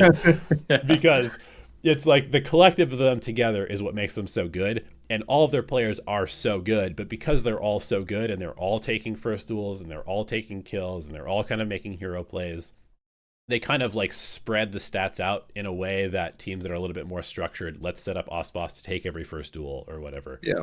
It doesn't quite translate the same way. So, and also I think one other thing to remember is there's only 10 fucking slots. It's like 10 slots for the best 60 players in the world potentially. Yeah. You know, out of I think the best. it's specifically 10 as well, because if it was just a top 15 list, I don't think people would care. Like, I think people would be like, "Oh, cool, yeah." Pretty much like everyone who you would put near on the list is on the list. Like, "Oh, cool," right? Yeah. But because it's top 10, like you have to leave off some really good players. I start with my short list. It's like 20 players long, right? Like after that, like you just start leaving off some people that it's like, well, why aren't they in the top 10? They should. And it's like, yeah, but I'm splitting hairs between like 11th and 10th, and it's like, I don't know. I mean, so like for example, if I go to like the top 3 of each of the role silos, right? So for Flex, I have Chronicle, Forsaken, Xeno statistically. But then as far as Flex goes, there's like 12 people that are like very close together, including Devi, who's been flexing a lot. And him and Forsaken have kind of switched roles. And so Devi's stats might be a little bit down because he was playing more of a supportive role early on in the season. He was like, I think like number 4. Statistically on this, so he like just missed my top 3, which means that he didn't make my top 10, but you know, very well might be their best performing player right now potentially. You know, Mr. Fallen and Rien's were below Leo, but the gap was fairly large. You know, we've got Vukashu, who is clearly the best statistical anchor player in the world right now, but it's in China, and he's abusing like the bad play there to get higher stats. That's what I struggled with as well, though. Let's just quickly touch on that, because I don't have any Chinese players. You don't either. Yeah. And, you know, like, Kang is like an interesting one, because obviously, like, we've seen it, right? We've seen Kang play well against good competition, but I think the overall level in China, you know, it just, like, it's difficult to know. You know, it is just difficult to know, like how much of your like stats, you know, or like your clips or whatever, like how much is that just farming people who aren't, you know, not at the right level of competition to you know, test you really, essentially. Right. I think if I was going to do one thing, I might drop King off my list, move Alfear up 1, and then put Kong at 10, just because his stats are so much better than everybody else. Yeah. And they're better than Osbos. They're better than Oxy. He's literally the best duelist in the world, period, and has been for the entire year, including at Madrid. He was the highest statistical duelist there, or the second highest there. So he is such an outlier that I would definitely consider him. And you know, and I'm seeing people in the chat mentioning, you know, the foot players. The foot players also kind of suffer a little bit from the type of thing of PaperX, where like they're all taking such a big share of the stats because they're all so insane that you end up with nobody really standing out, you know? Yeah. The rest of my list, I got Benji at 6. I put something at 7. Alpha at 8. And then this is where like 9 and 10 for me is where I look back and I think, who would you draft? Like if this was a top 10 draft. I mean, look, the NFL draft, you often do get a couple of surprises. So maybe this is where it is. Again, I am going to claim both these people have been in the chat of my Twitch. So that's always going to get you a couple marks. For sure, right? You're all it's just a simple natural conclusion, right? And that's Jing and Asuna. Now, again, if I was going to, and look, Asuna, like stats wise, like I don't think his stats are even, you know, as good as some of the other players on his team. Like I think EU has, you know, some really impressive stats. You know, people were bringing up Boostio just for kind of, you know, the whole like, if you did take IGLing into consideration, if you took like, if you were doing like a who is the actual most important player to their team, Boostio probably is up there. Yeah. If not the most important, probably along with like Aspas, probably. Yeah. I'm not taking that consideration, and with Asuna, what I there's just like, again, maybe I'm just a sucker for like really cool plays. Yeah. But there are some really like cool plays that just like stuck with me that are just like, how did you do? Like it feels like in 100 Thieves games, he's constantly getting like a kill where he never should. He's a fucking wizard. He's like Osbos in his wizardry of the game. Like there's just no way you should get a kill here. Like I made a video about them on Bind. Like there's one particular clip where he blast packs in, the rest of his team gets mollied off, so they don't come with him really. and he's literally surrounded by 3 players, and he still gets one. He still manages to get one, completely surrounded by 3 players who aren't flashed. Like the timing wasn't great on the exec, and so they aren't flashed or anything like that. He's just on his own, and he still managed to 180 turn around and still get a kill first. And I was like, that's just not something that anyone does. And there's been quite a few moments with that for Acend, and also he has been in my Twitch chat, so that's kind of why he's on the list. And I feel like it's always good to have your number 10 player, be a bit of a name, just a bit of a name of like a, kind of an interesting last choice. But I was thinking of a Jing as well, right? Like, who would you draft if you were doing the draft? Would you draft Jing or Forsaken first? I think for me, it's not really even close. It'd be Forsaken. You would take 100%. Forsaken, because I'm thinking that now, like going back in my head, like I'd probably take Forsaken, but I think I was probably scared off by some of those stats that you were talking about, that he hasn't maybe had the best statistical year, so that made me think like, oh, maybe I wouldn't put Forsaken on there. But yeah, I think thinking back with kind of how I want to see it, like I probably should have put Forsaken in maybe instead of Jing, honestly. But yeah, those are the lists. So we have some agreement. I think generally, like the top kind of... Oh, I should note one big exception on my list that people brought up as well, was Chronicle, because I don't have Chronicle on my list. And Chronicle is another one of those. And again, it's kind of... I'll call it the Devi effect, right? Of like, you're on a team with really, really good players, or everyone's a really good player around you. And, so you kind of end up maybe being... just one of the players, on your team, which is so maybe I'm judging Chronicle a little harshly because of that. And again, I think if I did it now with like full clarity of mind, I think I would probably, like, in a fully fair world, who would be the top 10 players drafted? I think probably Forsaken goes 9 and Chronicle would be a decent 10. But I'm not changing my list, because, again, if you want to get on the list, Chronicle, very simple. Just turn up in my chat and say hello. Hello, TMV. Yeah, all you got to do is just one quick hello. Hello, TMV. You're on. Yep. You're on the list. Congratulations. Don't even have to sub. Nothing. No, the funny thing about what I was doing yesterday was that, and my girlfriend pointed this out to me, was she was watching and she said, at one point I said, oh, people always claim that I'm biased. But really, it's people with their own biases. You're just applying that to my list. And then straight away after that, I said, hey, look, Acend was in my Twitch chat. So what can I do? Like, yeah. I mean, I understand. There's always some biases. That's what makes the list kind of fun to talk about, is because, like, in the different way that we're interpreting stuff. I really like your whole, like, fantasy draft type of analogy. It makes a lot of sense. I think it kind of biases your list towards superstar players potentially a little bit more, which is totally cool. Like, I fully get that and support it. So yeah, it's always fun to do that type of stuff. We'll see. You know what? Twitch chat and YouTube chat, whoever's watching this, why don't you make your own list? Tweet it at us. Tweet it at me and TMV. To be fair, like, someone posted my list on the Valcom subreddit, and I think like the top comment was like, it's actually really hard to do a top. Like, they were like, there's like probably like 6 clear names, probably the 6 that we agreed on, and then they were like, after that, like, there's a whole list of like 15 to people that you could argue for those last couple of spots. And yeah, that's the thing. Like, everyone says, your list, you didn't include this person. It's like, yeah, go make your own list, and you'll see, like, once you get to the bottom 4, it really starts getting like, quite hard. No, I've got like 15 names and I'm trying to fit into 4 spots now. Fuck, what do I do? Yeah, and it's like, it does get quite hard. Anyway, shall we finally move on to talking about some games that happened?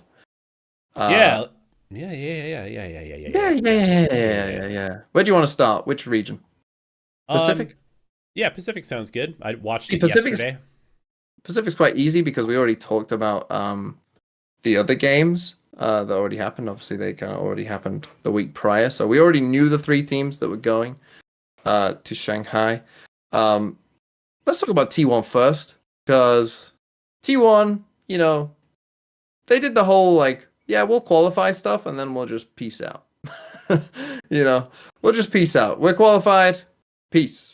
They don't win a single map in their last 2 games against Paper X and Gen G, and particularly the Paper X one was an absolute destruction. This Yeah. might have been the worst map pick of all time. Picking Lotus into Paper X so Yeah. that they can pick attack side with their double duelist, double initiator Omen comp after they 12-0'd a team on attack side Lotus, Yeah. and you picked Lotus. Yeah. What? And then Yeah. they got beat so bad that they then changed their comp to a sort of Paper X-ish comp the next day. Yeah. Yeah. I mean, I think I definitely think the map veto is a little bit questionable against Paper X. I think against Gen G, they were at that point literally just like, let's just experiment. Let's use this last official to experiment with like what this comp could feel like. Basically, is Yes, I think they were very much in the. Well, they were probably very much in the mode of, well, we aren't going to beat Paper X in the grand final anyway, so so let's just use this game as a testing ground essentially. And it But clearly, to me, it looked like they didn't really understand how to play that comp because they were still Yeah. playing like slow defaults with Yeah. like double duelist, double initiator Omen, and I was like, huh, what? Yeah. Why are we slow taking mound control with 2 characters and then defaulting over towards Rebel with 2 characters and then lurking our breach up middle to stun for both lanes? This doesn't really make any sense at all. Yeah. And so T1,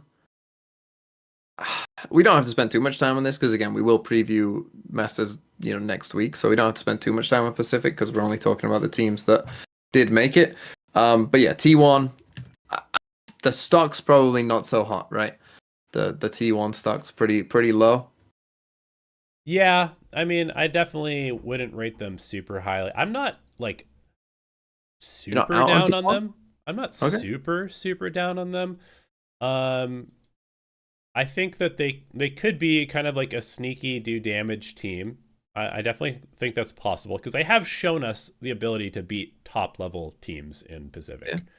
So maybe with a bit of extra time, especially using this last match is like, let's start prepping for new stuff now. Yeah, I could see them doing some damage potentially. Okay. Let's quickly talk about Gen G though, who it's very odd, right? Because Gen G coming into the playoffs, like coming into this final 3, even once they'd qualified, I was like, oh, I'm not feeling good about Gen G. Like, but then after the 2 games they played, they 3-0 T1, and then even though they lost the grand final, I came away thinking like, I thought they were better than Paper X.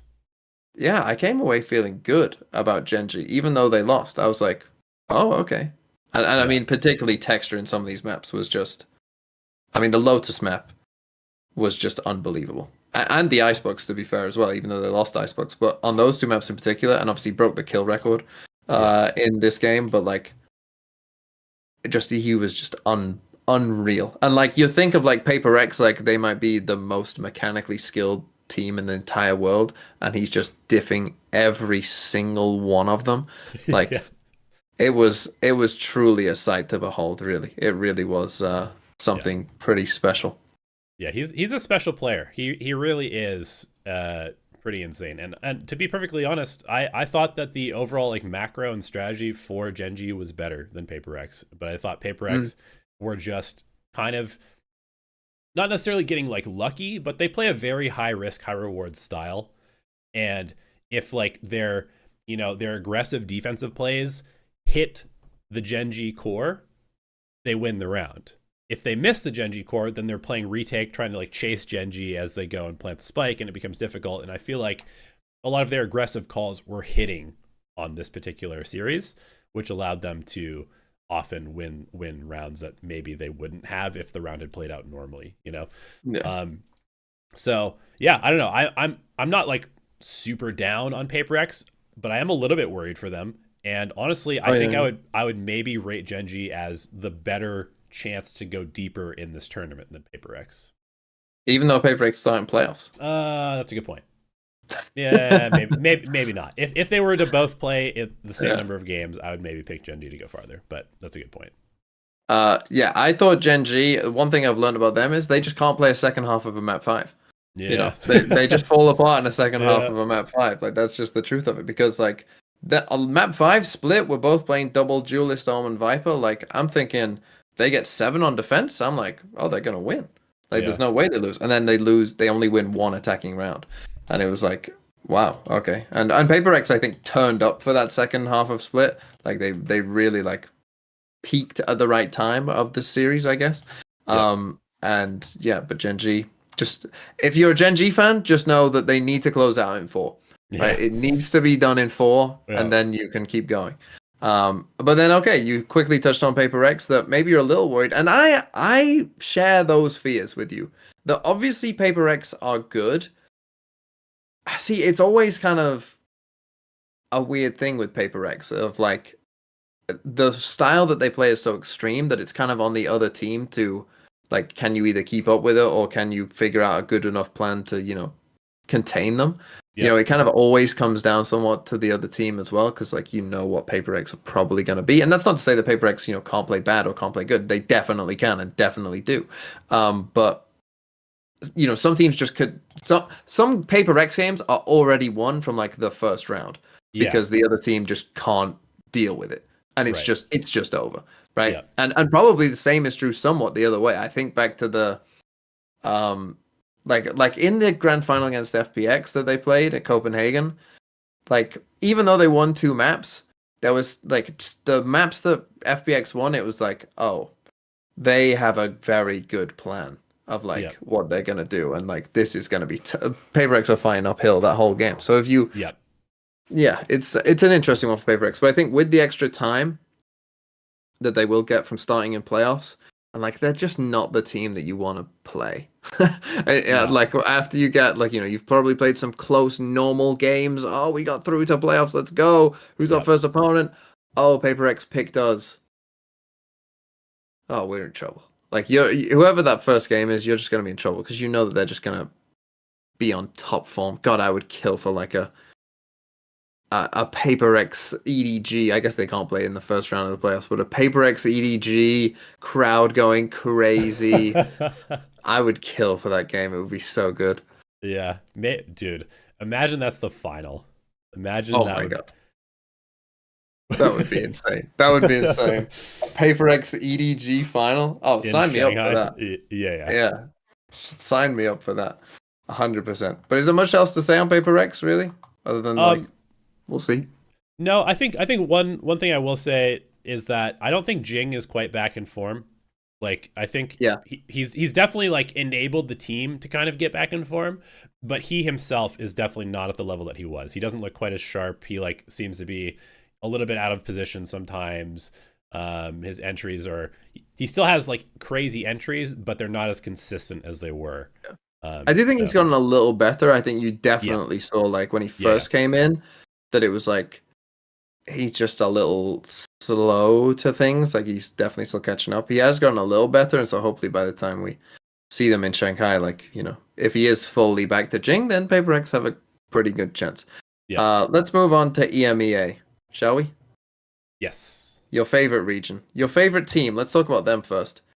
So we're gonna talk about the teams who got knocked out.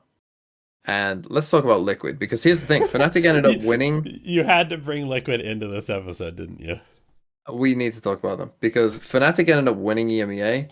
Yep. But they almost lost this game, and Yep. arguably should have lost this game 2-0. Liquid had a massive lead. Classic. Yeah. I mean, just classic Liquid. They're up 9-3 on Acend, map 1. They end up losing 10-2 in the second half, and so lose 13-11. They then win map 2, right? So they absolutely... Oh, it was pain. I don't know if you can remember this game, but like as soon as Fnatic won like the third round on defense, I was like, the Liquid will lose.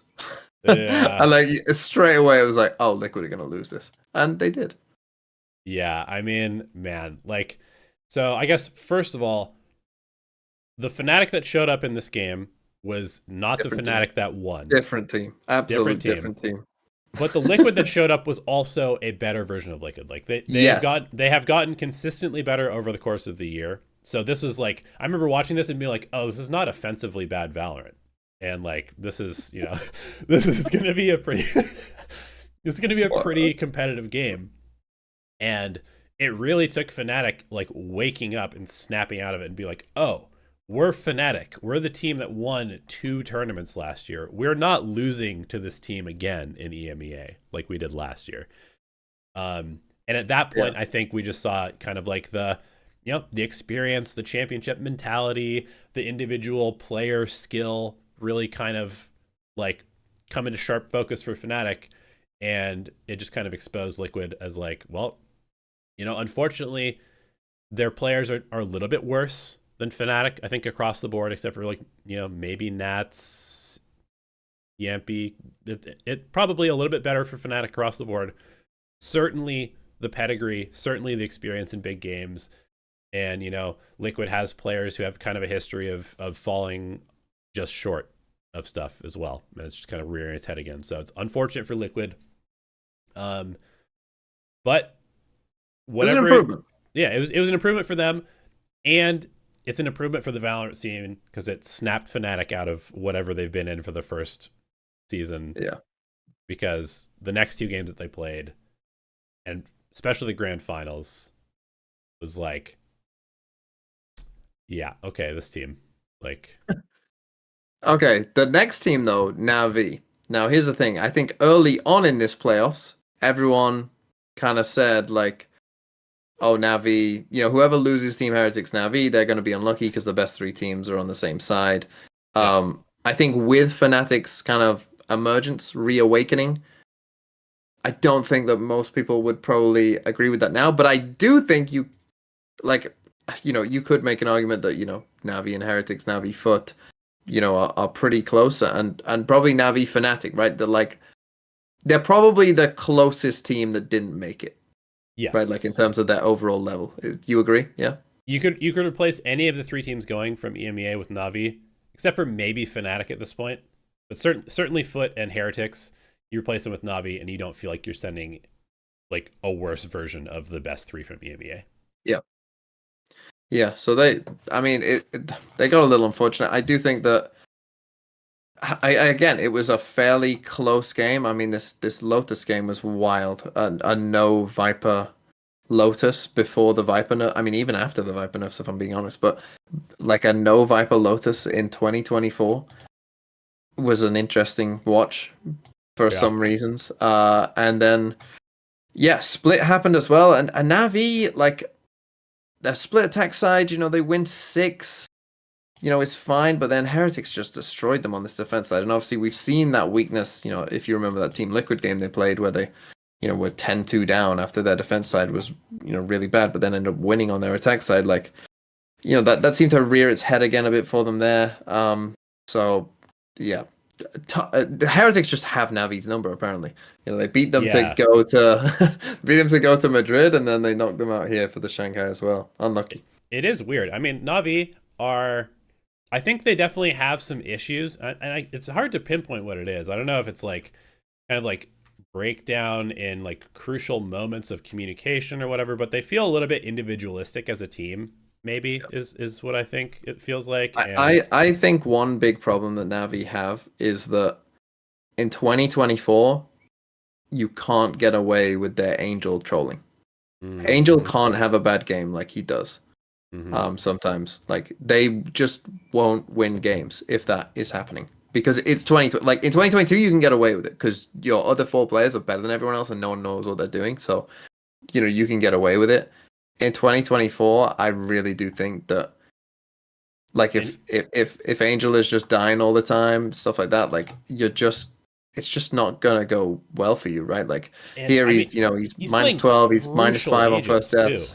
He's playing crucial agents too. Like they were like, oh well, we got him off Smokes. We put the safest player on our team on Smokes and Shao now. So finally, we'll have Smokes for the end of the round. But they're losing their primary info initiator half the time. Like the Fade is dying first, and it's like, well, what are you genuinely supposed to do Clove, now? If they're gonna do this, genuinely they should play Clove. Like genuinely, like they actually just should, because like like you said, like you can't have your recon initiator first death 7 times in this game on just 2 maps against Heretics. Like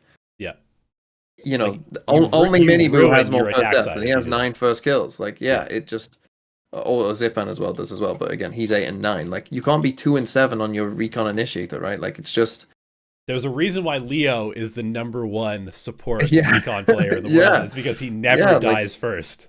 He never yeah, dies first. yeah. You just and Sugetsu as well. It's had a it feels like a rough couple of games. Like I'm looking at him here, he's -10 in kills. He had a rough end. It felt like there as well. I'll diagnose him as well. I'm diagnosing Angel. I'll diagnose Sugetsu as well. I think the current meta has really shifted to super heavy exec power comps and retake stuff. And Sugetsu has always been a player who will stubbornly hold his sight and rely on his aim to kill like 3 people as they come in.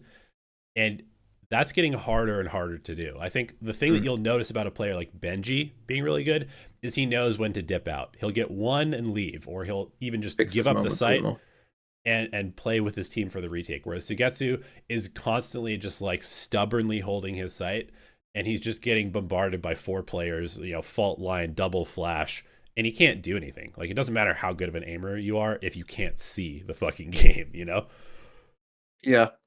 And then finally, well, do you let me just ask this question quickly. Will Navi make champs?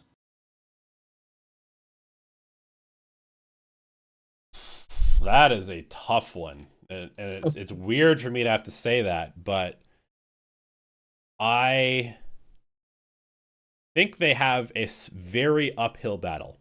I think they have a very uphill battle to make champs because their points are not particularly good. They're fine, but they're not great. They're probably not going to get in on points. They probably would have to qualify. Yeah, and unless they really figure out the meta, or the meta shifts in a way that favors their playstyle, I think they will struggle to do that because I don't see them. If they continue to play the way they are right now, no. Okay. And even if they play better individually, I think their current read on the meta and their current playstyle is not correct. Okay. Yeah, the points is just going to be difficult for Navi because we'll talk about this team now. Carmine Core, obviously, Carmine Core have the +3 from winning the first stage, right? And like if Carmine Core played okay, but weren't amazing in stage 2, obviously they still might have that buff of they got the +3. If we assume that Fnatic make it anyway and qualify, obviously then the points doesn't matter for them. So that's why the points is going to be a bit tough for Navi there. I still think they've got one in them. I still think they've got one in them, but maybe that's just me. Let's talk about Carmine Core though. Because Carmine Core, they got the bye into the upper semifinals. They then did not win a map. Yeah. In the 2 games they played. God, this Breeze was the first map that they played of Breeze against Fnatic. Again, another situation where they're up 9-3 and Fnatic come back and win 10 rounds again on their attack side, this time on Breeze. God, this defense side was sometimes just a tough watch because they're playing double duelist and I'm just watching them not contest anything. In some of these rounds, just sitting there waiting to get exec on with double duelist. And then it was funny, I was saying this in round 22, I was going, why aren't they contesting any space? Round 23 they might have taken a timeout or something, but round 23 they contest A main, Narrate gets 4 kills and they win the round, and that's one of the rounds that they win. And I'm like, why did you not do that the whole time? They go to round 24, crucial round, last round of the game, right? What do? We sit back, we're chilling, we get exec on, we lose. Yep. I was just like, guys, come on, what are we doing? And then again, same thing really happened on Bind where they just couldn't defend against Fnatic. I think you've really kind of diagnosed this team correctly. I know I've been in your chat when you've been talking about them, where you're just they have a game plan, but it's either it's not long enough to get them through an entire map, or if a good team with a good IGL is able to kind of diagnose the problem and then switch their game plan based off of it, they really, really struggle to be able to keep up with that switch. And so they continue to do the thing that is now being counterplayed by the other team, and it takes them too long to adapt. I think you said something to that effect, and I completely agree. They're just if the plan works, they'll destroy you.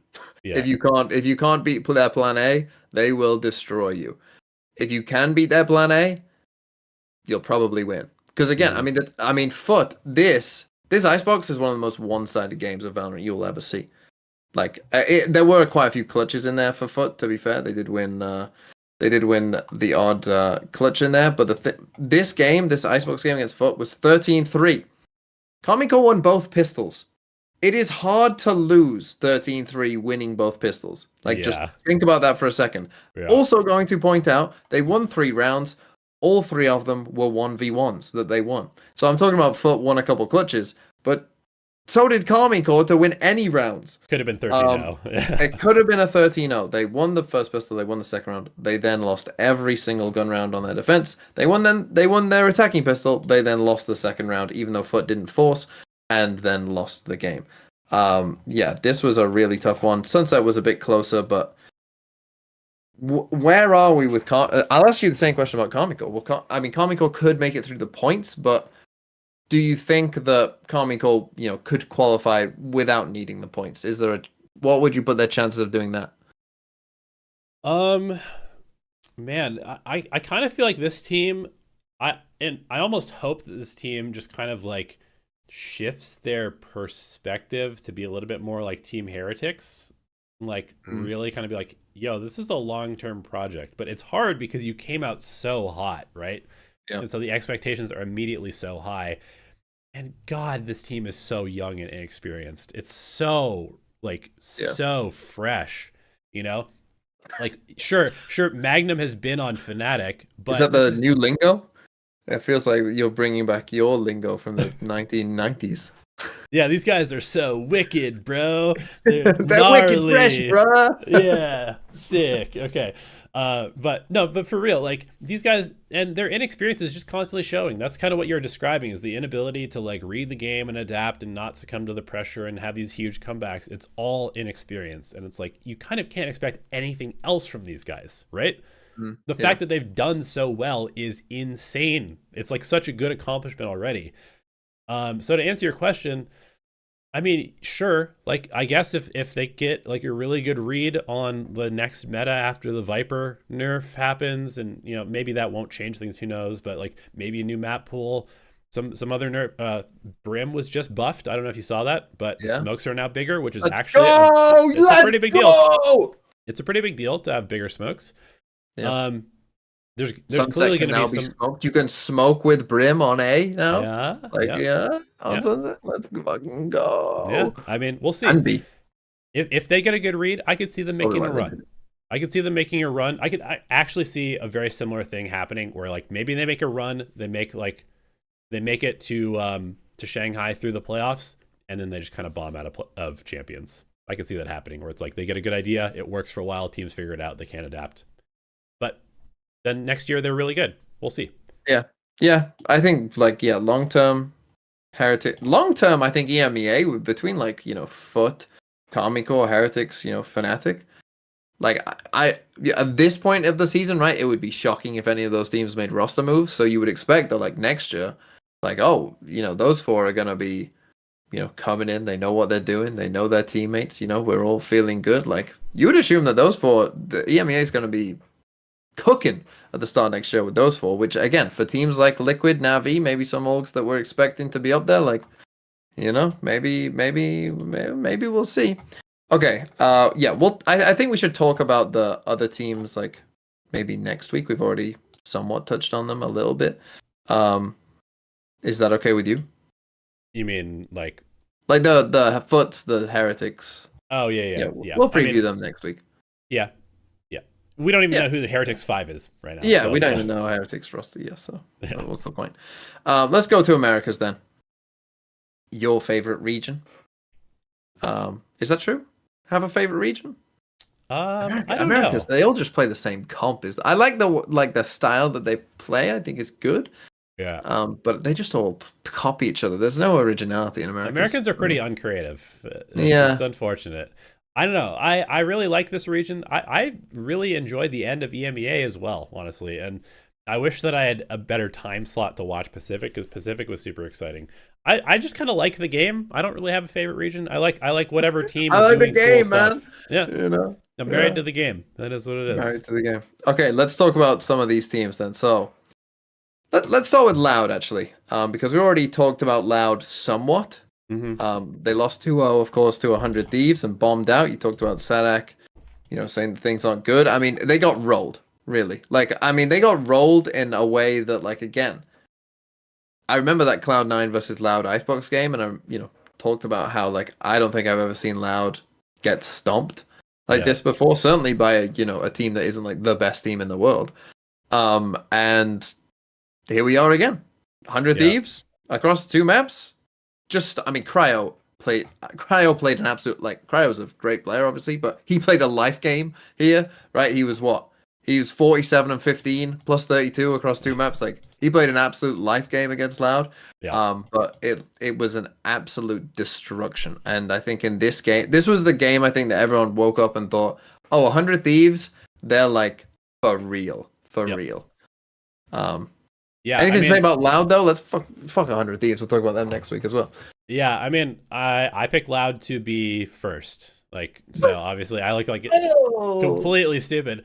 I got lied to by QCK's performance and just kind of that form that we saw in that last week where I was like, oh, they're all hitting, they're all playing with confidence. They finally they're stepping up. But realistically, minus 18. it was just one of those things where there was a bunch of data points that said Loud are probably not that good and not very consistent. And then there's a couple data points like, oh, Loud are champions. And then I went with the smaller data points because it was more exciting. Yeah, we went with the more recent kind of like we had hope. They regressed to the normal performance of this team this year. And so honestly, I think that kind of is the case. I don't think that they will get much better, to be perfectly honest. I think they lose their best player as well. Yeah, I mean, even if they keep the same roster, I would not expect them to do much better than this, just because I think they are just an inconsistent team at this point. Yeah, I'm with you. I think it's. I mean, yeah. If they lose last, GG. See you later, lad. Like, GG. Unlucky. Go next. But as you said, even if they don't, like, will Loud not make champs? I mean, this is the first tournament that they haven't made as an org since they've been in Valorant. But you would definitely right now be thinking, and obviously Valorant is an unpredictable game. You don't know, but 100 Thieves. You're feeling good. G2, feeling good, right? Obviously, Lev, feeling better than Loud. Crew, you're feeling better than Loud, I would say. Yep. Even you might even go to like Cloud9. Sentinels obviously will be back. Sentinels 100%. Yeah. Yeah, like the list starts getting pretty long, and you're not in that top 4. And again, teams like Sentinels, they get Sen have obviously a big advantage here. 100 Thieves now have the 3 points as well. So in terms of points for Loud, they ain't gonna make it on points. They're gonna have to finish in that top 3. So yeah, it's gonna be rough for Loud. It's gonna be pretty rough. The only way they will make it to champs is if they go on a blockbuster deal, get Osbus back. And they're the team, the original team. Yeah, that's not happening though. Anyway, let's move on from that fantasy absolute nonsense talk. To Cloud9. This Cloud9 finish. I mean, I picked them to win this game, but like looking at it now, like this is where Cloud9 are. I would say. Mm-hmm. This is kind of like whereabout they are, right? Like a team that can compete, make playoffs, but probably, just isn't gonna quite, go all the way necessarily. Do you agree? Yeah, I mean, they're good. They're a good team, but there's a lot of really good teams in Americas, and you have to be like outstanding and doing something super unique and also being very consistent to make it through the playoffs in these. And Cloud9 are an inconsistent team, just like Loud, but I think maybe with a higher ceiling than Loud currently because of Loud's overall issues with kind of comps and that type of stuff. Like we've seen some very, very high highs from Cloud9, but I mean, I think other than Oxy, I have a hard time kind of like picking their players individually against like any of the top 4 or 5 teams in the league. Yeah, that is a bit of a problem, and they ran into a bad matchup. Yes. Really, because G2 are the perfect team to beat them. Yeah, G2 came in with a very clear game plan that then worked against Crew as well. I mean, yeah. And yeah, they just, they had the prey mentality is what I called it. Just sitting back, you know, Right. fighting in numbers. Literally, if you see Oxy, just run away. We'll fight him together. We'll Yep. fight him as a three. And Lots of yeah, individual plays from Cloud9 getting picked apart, kind of like yeah, starting most of the rounds down a player or like with bad numbers advantage, stuff like that. yeah. And it was just and then Cloud9, I feel like, they just lack that. They didn't know, like they tried to just go, oh, let's just, oh, they're giving us some space, let's just exec on them. But then like G2 were, able to deal with that as well, right? Whether it was, they figured that out, they would fast flood retake on them, and then, they would win a couple rounds that way. Like it was tough for Cloud9. This was a tough game, and yeah, I could Cloud9 make champs? Like maybe, but I think the problem is I think you highlighted the problem that other than Oxy, like the rest of the players are good, but are they, better than like the best teams, other players? Like when you match them up 1-to-1, it's like, they might be close, but you're not like definitely taking them. And I think that that's where, and then their style of play, this kind of, looser style, can run into some problems as well sometimes. So yeah, that's Cloud9. And then Crew. Poor Crew. Yeah, Crew had a rough one. I mean, I was a little worried that this might happen. I think I also picked them to go through, but My hot take was Crew wouldn't make it. That did come true. yeah, and I can see where you're coming from, just because like this was a team that I'm gonna be honest, like I think it's pretty clear to say that they played the easier side of the groups, like Furia, MIBR, couple free wins to boost your momentum early on in the season. Those are the first two games that Crew played. They played Furia and MIBR start their season, so they're like shitting on these teams that are way worse than them individually. And all of a sudden they're like, wow, we're really good. And then they get EG, who's also kind of like inexperienced. They're like a newborn Bambi, like trying to get their footing on the frozen pond at that point, EG. So then they get run over by Crew. Then Crew goes against Loud, who's very inconsistent, kind of has a down map. Crew, I'm not trying to take anything away from Crew, but I think everybody was saying it, like they play kind of like good, honest, simple Valorant with very high firepower. And if you're making mistakes, they're going to beat you. And a lot of these teams were making mistakes against them. Yeah. And so then they get to playoffs and they play a very good fundamental team in G2. G2 is not making the mistakes. They're not just giving them free kills. They're not just solo peeking Kesnet. Like they're util dumping him and killing him every round. Yeah, and I think it was so perfect. It lined up perfectly for G2 to go from Cloud9 to Crew. Like they could just come in with almost the exact same game plan and just interpret almost the exact same way because they play such a similar style. And it's like, oh, you have Oxy, you have Kesnet, like like very, very similar in terms of what their approach probably was, that they probably didn't need to change almost anything. And watching through, like they played Acend both times, like you look at some of their setups, like no, yeah, it is the exact same. Like we're chilling, right? We're playing super deep. Like we got 3 people on short in the smoke and short. Like I've never seen that before, right? Normally you'd be like, why are 3 of you just hiding in a smoke on short? Like, well, why aren't you fighting this? There's 3 of you there, but no, because this crazy duelist is going to be a million miles ahead of his team, and running they us were down. always right to, and like Crew, I think are a very interesting case of like, what do you think they'll do in stage 2 though?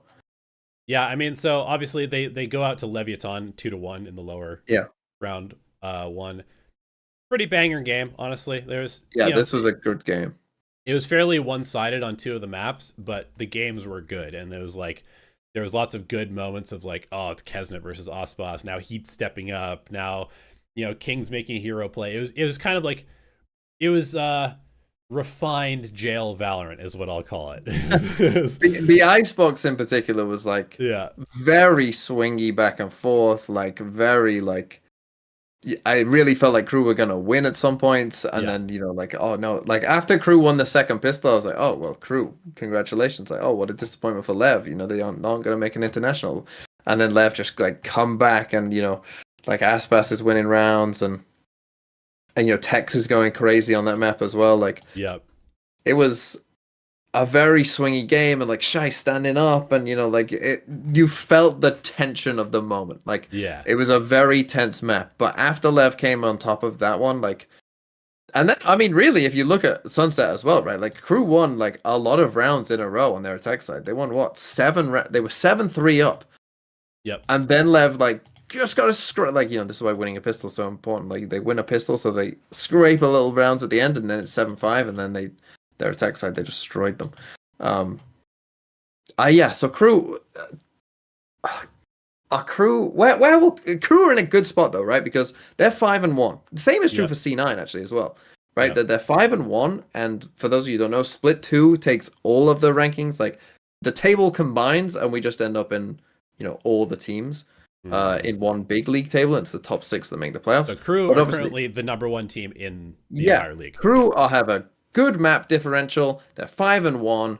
They've got the best round differential as well. Like obviously, the Shanghai teams we all think are good. Like cool, 100 Thieves, they're good, but they're going to Shanghai. Crew get more time to prep for this, right? Like, and that doesn't mean anything really, unless you win Shanghai and get the 3 points. That doesn't mean anything for Split 2.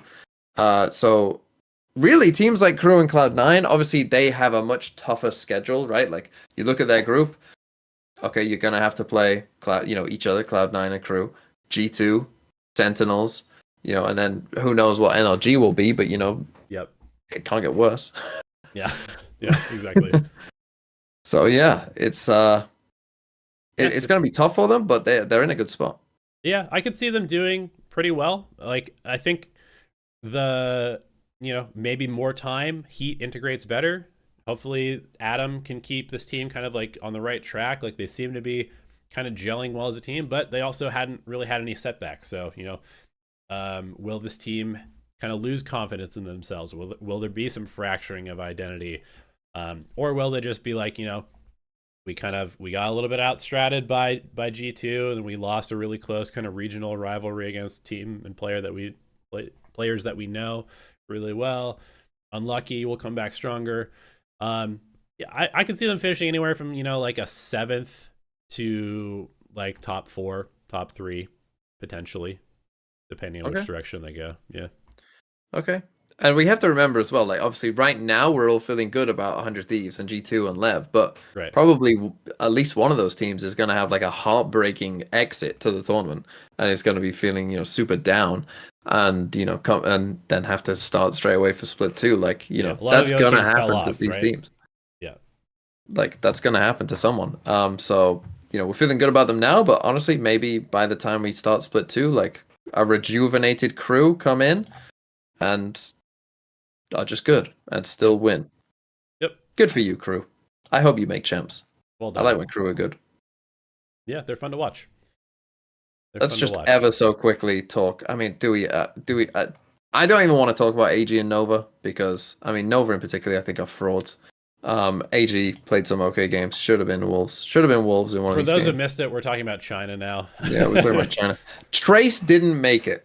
Yeah. Now that I think was the surprise. The DRG beat Trace. Okay, Trace, you lose to FBX 2-0, whatever. Cool. Probably expected. But whatever. But then they lose to DRG. Yeah. Right. So I mean DRG are the just epitome of I don't even know, like they're the opposite of Thinking Man's Valorant, I think. I think they're the end. They're basically like what FPX was when China first went to an event, is kind of how I think about them, where it's like they're very clearly miles behind everybody on everything that matters to be a tier 1 team, but they have a bunch of people who shoot pretty well. They kind of just like run around and do random stuff, and like things work out because teams are like, surely they're not going to dry walk this smoke and kill me, and then they do, and it's like, well, unlucky, right? So I definitely think that, Trace is probably still the better team, but DRG certainly has like some good shooters, and they're one of those teams that can get hot and go on a little bit of a playoff run in their own region. But I don't expect them to do anything at this tournament. And I think if you do, then either you've got some inside information that I would love to know about, or they're taking PEDs or something like that. Yeah. DRG, like the thing is for me for DRG, anytime I like randomly like just tune into a game of theirs that's like to start, Vukushu always has a rifle, no shields. Like that's all you need to know. Like anytime you turn on any random DRG game, like at a certain point, and you will see, oh, why does Vukushu like he's just forcing a rifle with no shields and none of the rest of his team has bought. Like that happens all the time in their games, and that's all you need to know about this team. That they are. Statistically, he is by far the best Sentinel player in the world, above the likes of Alfie or Benji Fishy, etc. Yeah, because he just because of aims who knows. farmers. He's playing against plumbers in China and just shooting on them. Yeah. Yeah. Anyway, is that it? That's all we really need to say about Trace and DRG. I mean, the thing about China, we've been talking about it for weeks now. Like, they're just kind of behind as a region. Next year, they'll probably be significantly better. And I will care more. Yeah, and I will care more as well. And the classics came out, and most of them are not worth buying. What did you think of the Wolves one? Oh yeah, you told me. I like it a lot. I like the gold and white aesthetic, so I'll probably pick that one up. Oh, good. Support your, not your local. Who is your local team? It's EG, isn't it? My local Valorant team. Yeah, I guess it probably is EG. Although, yeah, I guess I am a little bit closer to Seattle than I am to LA. So. Oh, that's tough. Yeah, it is tough. At this point, I'm pretty close to the Pacific Ocean, so I'll just become a Paper X fan. Let's go PRX. Okay. Is that how we end this? Let's go. Are we gonna do the power rankings? We're gonna do the power. Let's do it next week. Let's do it next week. Next week. That's the title of the episode. Let's do it this week. I guess we should probably wait for the Heretics news. Yeah. No, we got to do it. It's the thumbnail of the episode. All right, it's the thumbnail of the episode. We got to do the power rankings of the teams. Okay, I guess. Okay, sure, cool, whatever. Maybe let's do the power rankings now. We'll start next episode by looking at it and changing it because we'll hate it. By then it'll be like, what the hell are we doing? Yeah, that sounds good to me. Now I already made mine yesterday. Don't know if you caught that. Like mine, but I'm gonna defer to you sometimes. You know, I was a lot of like I let chat pick like at least 3 spots. Okay. So I'm very malleable on some of these rankings, and I did it before the Heretics news as well. So okay, mine will definitely be a bit different if we do it again. Are you getting it up on the screen? Yeah, I have it up on the screen. Okay, cool. So let's go with 12th place, DRG. DRG, lock them in. Lock them in. DRG 12. 9th through 12th. Let's just go with the standard thing. So we got 3 teams that are in the bottom, 2 teams that are in 7th, 8th, and we'll just follow the exact layout of the tier list. Okay. I put T1. I'll tell you what I put, and I still feel Heretics is kind of a weird one now. But I put T1, FPX, and EDG in my next bottom 3. Okay. At the end of the tier list, I even said that I have my regret about EDG because I feel like they will win their first game because of the crowd will be going crazy, and I feel like they will win that game no matter who they get. Pretty much, they will win that game. Okay. So if we put T1, FPX, and DRG in 9th through 12th, does that make sense? Yeah, I'm happy for that. I would. Well, do you think FPX can beat Heretics with a sub? It really depends on who that is, but I think putting Heretics like next after that is fair. Yeah, maybe we put. Maybe. I feel like there's always going to be some sort of, there's always going to be some sort of upset I guess I'm just gonna put FPX as they'll crumble to the pressure of playing in front Well, of are their you taking fans. FPX over T1? Because I would. I think. Yes, I think so. Okay. I actually don't think FPX are that bad. Honestly, I think they're pretty good. Okay. But maybe not of the caliber of a lot of these other teams. So they just kind of end up Yeah. in the bottom. So yeah, I'll put FPX, T1, Dragon Ranger Gaming in 9th through 12th, Heretics in 8th, and then who Yeah. else goes in 7th with them?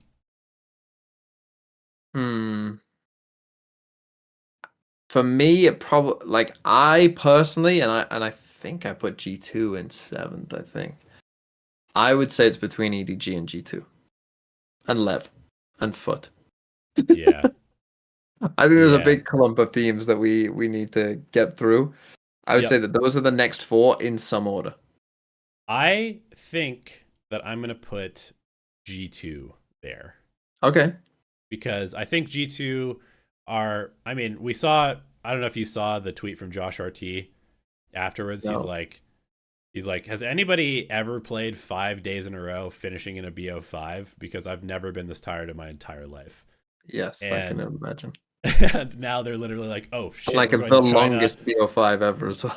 Yeah, and now they're going to China, and like they're still kind of trying to develop who they are as a team. And fuck, now they have to prepare for all these Asian teams that they've never seen or played against before. And yes, they do have a little bit of experience, but it's that one time in Reykjavik years ago. I feel like they're really set up for like a tough road. I mean, I could see them maybe making 5th, 6th, but I think maybe 7th is probably pretty solid for G2. If they win like a couple of games, get out of the Swiss, they feel pretty good. Okay. Yeah. Yeah, I'm with you there. So you've gone G2, then what? EDG? Yeah, 5th, 6th it's to me the teams that really stick out to me are like Foot, Lev, EDG, and either maybe an underperformance from like 100 Thieves or Paper X. But I think probably both of those teams are slightly higher chance of making like the top 4. So I'd be pretty happy to put like Foot and Lev or Foot and EDG. I'm a little bit hesitant to put EDG higher just because I feel like we're really diving into this narrative. Oh, it's going to be, Chinese energy from the fans. Yeah, I can agree with you. Let's go for EDG. I've got the Lev bundle, so I'm gonna believe. I'm a believer. Okay. So let's go maybe EDG. I'm an Aspas believer. Even though, again, people will get this. People were a bit mad at me at putting Lev over G2. People are gonna be even more mad seeing this and seeing Lev miles above G2. So EDG in 5th or Foot in 5th? I guess it doesn't really matter, but Give him the China buff. Let's go okay. EDG. Let's go EDG above. Sounds good. I completely change it. I've got EDG way down there in mind, but who cares? Well, got them below FPX in mind. We'll double check this next week and probably change it. So.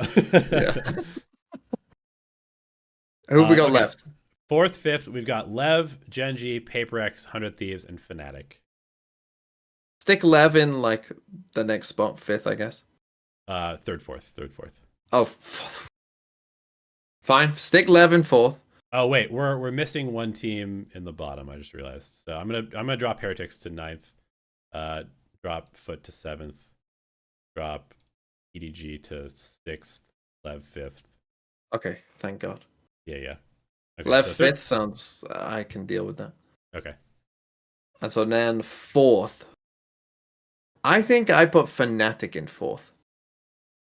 But I don't know if I think chat might have pressured me a bit for that. Because like people kept saying like, oh, why are you putting Fnatic so high when I was on like 8? And I was like, what are you people talking about? and like, because when you watch that grand final, I like the when they were playing well.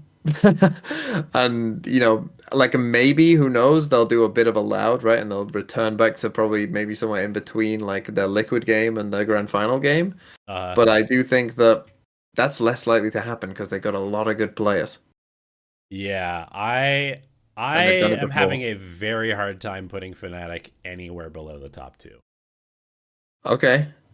I mean, this is the thing. I'm easy. You want to put Fnatic in the top 2? Tell me, who would you put 4th? And I'll maybe veto it. Probably Paper X. I'm gonna veto. Okay.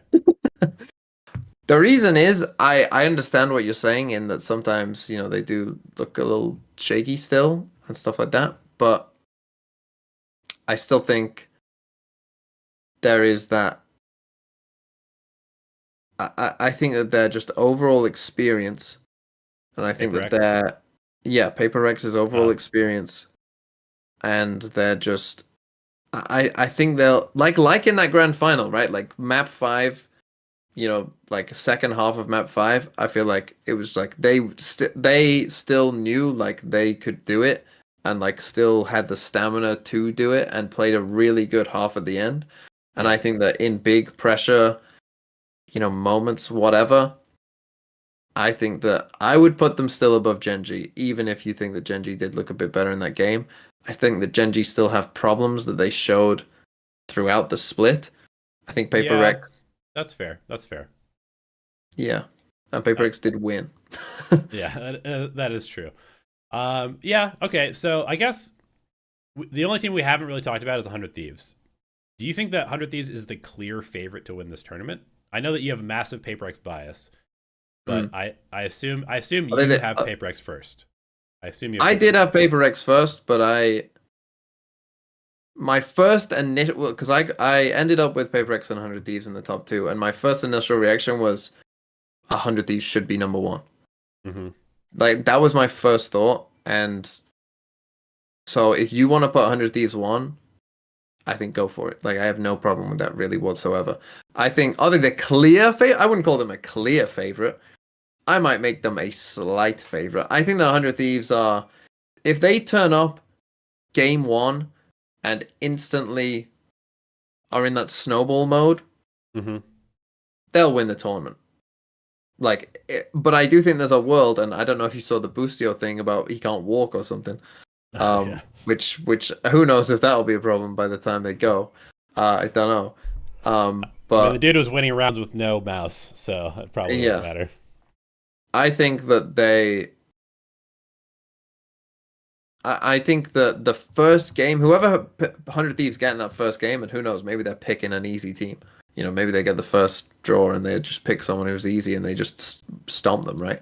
That's possible. But whoever they get in that first game, if they turn up to the first game and they're good, because again, right, like it's been a while since Acend has been to a tournament. EU's never been to a tournament of this magnitude, right? They're starting in the playoffs, so that the audience will be full. You would have thought.